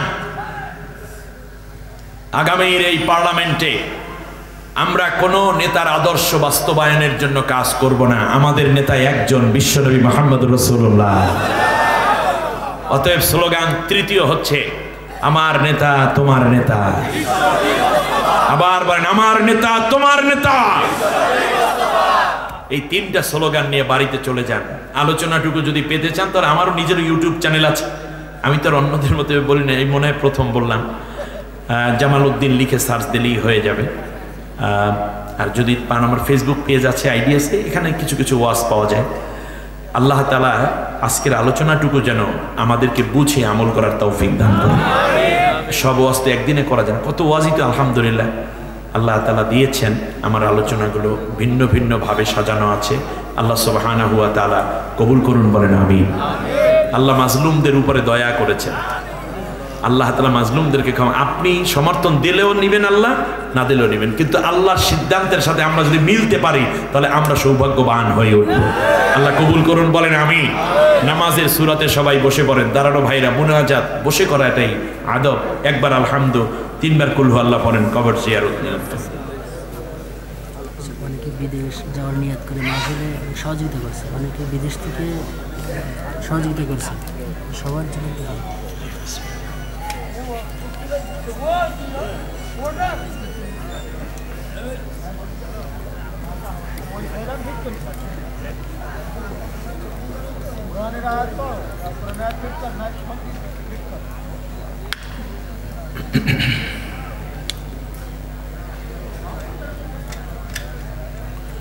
اللهم صل على محمد وعلى آل محمد كما صليت على إبراهيم وعلى آل إبراهيم إنك حميد مجيد। প্রত্যেক নামাজের পরে মুনাজাত করা যাবে কিনা? হ্যাঁ, প্রত্যেক নামাজের পরে মুনাজাত করা যাবে, তবে ফরজ নামাজের পরে মুনাজাত করার ব্যাপারে সহি কোনো রিওয়ায়াত নাই। আবার বলি কথাটা, প্রশ্ন ছিল প্রত্যেক নামাজের পরে কি মুনাজাত করা যাবে? হ্যাঁ, প্রত্যেক নামাজের পরেই, প্রত্যেক ইবাদতের পরেই মুনাজাত করা যাবে, তবে শুধু ফরজ নামাজের পরে মুনাজাত করার স্পষ্ট দলিল এ পর্যন্ত পাওয়া যায় না। বরং নামাজের পরে রাসূল সাল্লাল্লাহু আলাইহি ওয়াসাল্লাম অনেকগুলো দোয়া পড়তেন। সেটা যে আমরা যে সম্মিলিত দোয়া পড়ি না, রব্বানা জালামনা, এইভাবে না, আল্লাহ নবী নিজে নিজে এটা পড়তেন, সাহাবীরাও নিজেরা নিজেরা পড়তেন। কিন্তু এই যে শেষে যে মুনাজাত করে যে দোয়াটা রব্বানা জালামনা আনফুসানা, এইটার মধ্যে কোনো প্রমাণ এখনো পর্যন্ত পাওয়া যায় নাই। আশা করি আপনারা প্রমাণ না পাওয়া পর্যন্ত এভাবে মুনাজাত না করেই থাকেন। আর যদি দেখেন যে মুনাজাত না করলে ফিতনা হবে, তাহলে মুনাজাত কইরেন, তবে তার আগে কমপক্ষে কিছু দোয়া আছে, এগুলো পইরা নিয়েন। যেমন আল্লাহু আকবার, আল্লাহু আকবার, আল্লাহু আকবার তিনবার, এরপর আস্তাগফিরুল্লাহ, আস্তাগফিরুল্লাহ, আস্তাগফিরুল্লাহ, এগুলো পড়বেন। লা ইলাহা ইল্লাল্লাহু ওয়াহদাহু লা শারীকা লাহু, লাহুল মুলকু ওয়া লাহুল হামদু বিয়াদিহিল খায়রু ওয়া হুয়া আলা কুল্লি শাইইন কাদির। এরপরে আল্লাহুম্মা আনতা রব্বি লা ইলাহা ইল্লা আনতা খালাকতানি ওয়া আনা আবদুকা, যেটা সাইয়্যিদুল ইস্তিগফার, এটা আপনারা পড়বেন। তারপরে আল্লাহুম্মা আজিরনি মিনান নার, এটা পড়বেন। তারপরে সুবহানাল্লাহ 33 বার, আলহামদুলিল্লাহ 33 বার, আল্লাহু আকবার 33 বার পড়বেন। তারপরে আয়াতুল কুরসি অবশ্যই প্রত্যেক ফরজ নামাজের পরে পড়বেন, তারপরে মুনাজাত করবেন। কথা বুঝে আসছে? যেহেতু হাদিসে স্পষ্ট পাওয়া যাচ্ছে না যে ফরজ নামাজের পরে হাত তুলে ইস্তেমাই মুনাজাত, আর আপনারা অন্যান্য নফল নামাজ যা পড়েন, যেমন এই যে রমজানে আমরা যে নামাজটা পড়ব, এটার নাম কি? তারাবি, এটা নফল নামাজ। আপনারা এরপরে মুনাজাত করতে পারেন সবাই মিলে, কোনো অসুবিধা নেই। আপনি ফরজ নামাজের পরেও মুনাজাত করবেন, কিন্তু ইস্তেমাই মুনাজাত সবাই মিলে যে হুজুরের সুর দিয়ে পড়ে, এইটার ব্যাপারে হাদিস পাওয়া যায়। এরপরেও বলবো এই বিষয়গুলো নিয়ে যেন ফিতনা তৈরি না হয়। আপনারা বুঝতেছেন কিনা? যদি দেখেন যে এটা মুনাজাত না করলে মুসল্লিরা দুই ভাগ হয়ে যাবে, ইমাম সাহেবের ঝামেলা হবে, কোনো দরকার নেই। আপনি মুনাজাত করেন, কারণ আল ফিতনা তো আসাদ্দু মিনাল কতলে, কতলের চাইতে। তবে ইমাম সাহেবের উচিত মুনাজাতটা ছোট করে ফেলা এবং চুপি চুপি করা, এর মানে অনীহার সাথে আদায় করা। এক জুমায় আস্তে করে বলা যে ভাই এইভাবে আমরা করি, কিন্তু এটা তো আসলে হাদিস দ্বারা নাই, তাই আমরা একটু আস্তে আস্তে এটা বাদ দিই। ঠিক আছে কিনা? কিন্তু আপনি ফিতনা তৈরি করতে যাবেন না, তাতে করে মুসল্লিদের কষ্ট হবে। এই মোনাজাত করা না করা এটার দ্বারা ইমানের কোনো বিষয় না এটা, এবং এটা কবিরা গুনারও কোনো বিষয় না। আবার বুঝি, ইমানেরও বিষয় নয়, কবিরা গুনারও কোনো বিষয় না। সুতরাং যদি মোনাজাত করতে চান করবেন, কিন্তু না করাটাই হাদিস দ্বারা প্রমাণ। কথা বুঝে আসছে? আল্লাহ আমাদেরকে সত্যটাকে বেশি নেয়ার মতো উদার মন এবং দিল দান করুন বলি আমিন। দিয়ে হচ্ছে মানুষ মারা গেলে খানা দেওয়া যায় কিনা? মানুষকে খাওয়ানো এটা সবসময় সওয়াবের কাজ। মানুষ মারা গেলে খাওয়ানো, মানুষ মারা গেলে খাওয়ানো, মরা মানুষ তো আর খায় না, অর্থাৎ জীবিত মানুষদেরকে খাওয়ানো, এটা সবসময় কি কাজ? গরিবকে খাওয়ান, আত্মীয়কে খাওয়ান, নিকটাত্মীয়কে খাওয়ান, সন্তানকে খাওয়ান, স্ত্রীকে খাওয়ানো সব। অতএব সবসময় খাওয়াবেন, কিন্তু একজন মানুষ মারা গেল তারপরে খাওয়াইতে হবে, এটা তো বেদাত, একেবারে টাটকা বেদাত এটা। তাহলে একটা কাজ করেন, যদি মানুষ মরার পর খাওয়াই হয় তাহলে বারবার দোয়া করেন আল্লাহ জানে এই এলাকার সব মানুষ মারে আর আপনি খাইতে পারেন বেশি করে। হ্যাঁ, একটা সুন্দর কথা বলছি। এরপরেও এই খাওয়ার হক যারা, তারা না, বরং দেখা যায় যে এলাকার মেম্বার, চেয়ারম্যান, নেতৃবৃন্দকে দাওয়াত দিয়ে প্লেটে করে খাওয়ায়, অথচ খানাটা ছিল গরিবের হক। সদগার খাওয়া খাওয়াইতে আছে, প্যান্ট শার্ট পরিয়ে কোট টোট পরে আসছে, এরপরে আবার সাবান দিয়ে হাত ধোয়াইয়া দেয়, শেষকালে একটা তোয়ালে এনে দেয়, এই এমপি সাহেব আসবে, আমার মায় মরিয়ে গেছে, এতে কি হয়েছে, এমপি সাহেব যেহেতু আসবে তার জন্য একটা ভালো চেয়ার, স্পেশাল চেয়ারের ব্যবস্থা করে। এটা হারাম, শুধু বেদাত না, হারাম। আল্লাহর নবী ওফাতের পরে ইসলামী রাষ্ট্র, উদাহরণটা এখান থেকে নেই, হাদিস পরে বলি, একটা ইসলামী রাষ্ট্র আবু বকর রাদিয়াল্লাহু তাআলা আনহু চাইলে 10টা উট কাইটে নবীর নামে কি একবেলা খাওয়াইতে পারতে না? আচ্ছা বুঝলাম আবু বকর না হয় এটা বসি ভালো বোঝে নাইতে, ওমর তো পারতে 100 উট কাইটে, অর্ধেক পৃথিবীর শাসক। আয়েশা রাদিয়াল্লাহু তাআলা আনহার একটু মায়া হইল না স্বামীর জন্য, কমপক্ষে 2টা দুম্বা কাটতেও তো একটু খাওয়াইতে পারতেন। তাহলে বোঝা যায় এগুলো খাওয়ানো জায়েজ থাকলে তারা, বা প্রয়োজন থাকলে অবশ্যই খাওয়াতেন। কিন্তু আপনি কেন খাওয়ান? এটা আসছে হিন্দু ধর্ম থেকে, তারা খাওয়ায় শ্রাদ্ধ, আর আপনি খাওয়ান 40। একেবারে সমান, একেবারে সমান কাজ। এখন কি করবেন তাহলে? নবীজি সাল্লাল্লাহু আলাইহি ওয়াসাল্লামের কাছে এক সাহাবী বলল, ইয়া রাসূলুল্লাহ, আমার বাবা মারা গেছে, আমি এখন কি করব? সমাধান আসতে হবে তো আমাদের, নাকি? নবীজি বলছেন প্রথম কাজ হচ্ছে তুমি তার জন্য দোয়া করবে। বলেন কি করবে? সন্তানের দোয়া বাবা মার জন্য খুব কবুল হয়। দ্বিতীয় হচ্ছে তার যে ঋণ আছে সেই ঋণগুলো পরিশোধ করে দিবে। তৃতীয় হচ্ছে তার যে ওসিয়ত আছে সেই ওসিয়তগুলো তুমি পুরা করবে, চেষ্টা করবে। চতুর্থ হলো তার জন্য কিছু খানা দানা খাওয়াবে মিসকিন অসহায়কে। খেয়াল করেছে? 5 নম্বরে যে কাজটি আছে সেই কাজটি হচ্ছে তিনি যাদের সাথে সম্পর্ক রাখতেন তুমি তাদের সাথে সম্পর্ক রাখবা। যেমন তোমার বাবা তোমার নানির সাথে খুব ভালো সম্পর্ক রাখতো শাশুড়ি হিসাবে, আছেন এরকম? তোমার বাবা বাড়ির কাছে এক লোকে আসলেই তার খাওয়ান দিত, বা একটু বাসায় পিঠা বানালেও তার দাওয়াত দিয়ে খাওয়াইতো। ঈদের দিন তার জন্য একটা কাপড় আলাদা কিনে নিত। এইরকম যদি হয় ঈদের উপঢৌকন হিসাবে, এইরকম কিছু লোক তোমার মায়েরও আছে, তোমার বাবারও আছে। অতএব তুমি এই কাজগুলো কন্টিনিউ করবা। তোমার বাবা যেই 50 জনকে কাপড় দিত, তুমি ওই 50 জনকে কমপক্ষে কাপড় দিবে। কাপড়টা নিয়ে যখন দাঁড়াবে ঈদের 2 দিন আগে, চাচা বাড়িতে আছেন? জি বাবা আসি। তুমি আসছো সোহাগ? জি চাচা, আপনার জন্য না এই ঈদ উপলক্ষে একটা কাপড় নিয়ে আসছি। এই কাপড়টা যখন সে হাতে নিবে সাথে সাথে তার বাবার কথাটাই মনে পড়বে, আরে আমার ভাইও তো এইরকমই আসতো, ছেলেটা কেন বাবার মতো হয়েছে। কাপড়টা হাতে দিয়ে দেখবেন অটো চোখে পানি এসে গেছে, চাচা আমার আব্বার জন্য দোয়া করো। কথা বুঝে আসছে? ইমাম সাহেবকে খুব মায়া করতো তোমার বাবা, তুমি ঠিক তোমার ইমাম সাহেবকে বলো যে আমার আব্বা নাই, তাতে কি, আপনাকে এখন থেকে আমরা প্রতি বেলা আগের মতোই খাওয়ানো অব্যাহত রাখবো, কোনো চিন্তা নেই। আপনার ঘরে ভালো খাবার হলে ইমামকে না দিয়ে বাবা খাইতেন না, আপনি ঠিক ইমাম সাহেবকে নিয়ে খান। কথার কথা, ইমাম বলতে ইমাম না, মানে অন্য যত আত্মীয় আছে, কথা বুঝছেন কিনা? আপনার মা বাড়ির কাছের কোনো মহিলাকে ভাবি বলে ডাকতো, শাড়ি দিত, মাঝে মধ্যে 2-1 কেজি চাল দিয়ে দিত গরিব মানুষ বলে, কিংবা আপনার কোনো আত্মীয়র সাথে চেয়ে খুব বেশি ভালো আচরণ করত, আপনিও ঠিক তাই করবেন। তাতে করে আপনার বাবা মায়ের কলিজা শান্তি পাবে। এই দোয়াগুলো সাদাকায়ে জারিয়া হিসাবে আপনার বাবা মার জান্নাতের ওসিলা হয়ে যাবে। কথা বুঝে আসছে?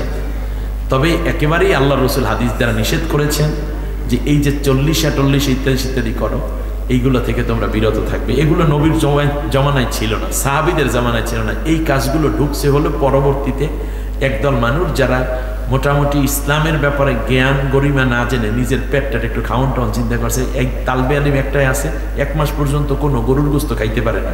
একদিন নামাজের পক্ষে, আল্লাহ তুমি আজরাইলে রেখে এই রাস্তা ভুলাইয়া দিছো, একটা মল্লি তো আমরা গরুর গোস্ত খাইতে পারি। এই কাজের মধ্যে যাবেন না, একেবারেই না। মনে থাকবে? তাহলে কি করবেন? এই যে 5টা কাজের কথা বললাম, এই 5টা কাজ করবেন। মনে থাকবে? এখানে কি খাওয়ান আছে না নাই? আছে। কিন্তু আপনি একসাথে হরিলুট করে খাওয়াবেন, এটা খাওয়ার পরে দেখবেন বিড়িটারে ফালাইয়া দিয়ে তারপর ভাত খায়, ভাতটাত খাইয়েই তারপর আবার একটা বিড়ি ধরায় আর হাইটে যায় আর যাইতে থাকে আর বলতে থাকে, বাটা খাওয়াইছে ওর বাহি কি কম রাইখে গেছে, গরুর মাত্র 2 টুকরা গোস্ত দিয়েছে, জাল হইছে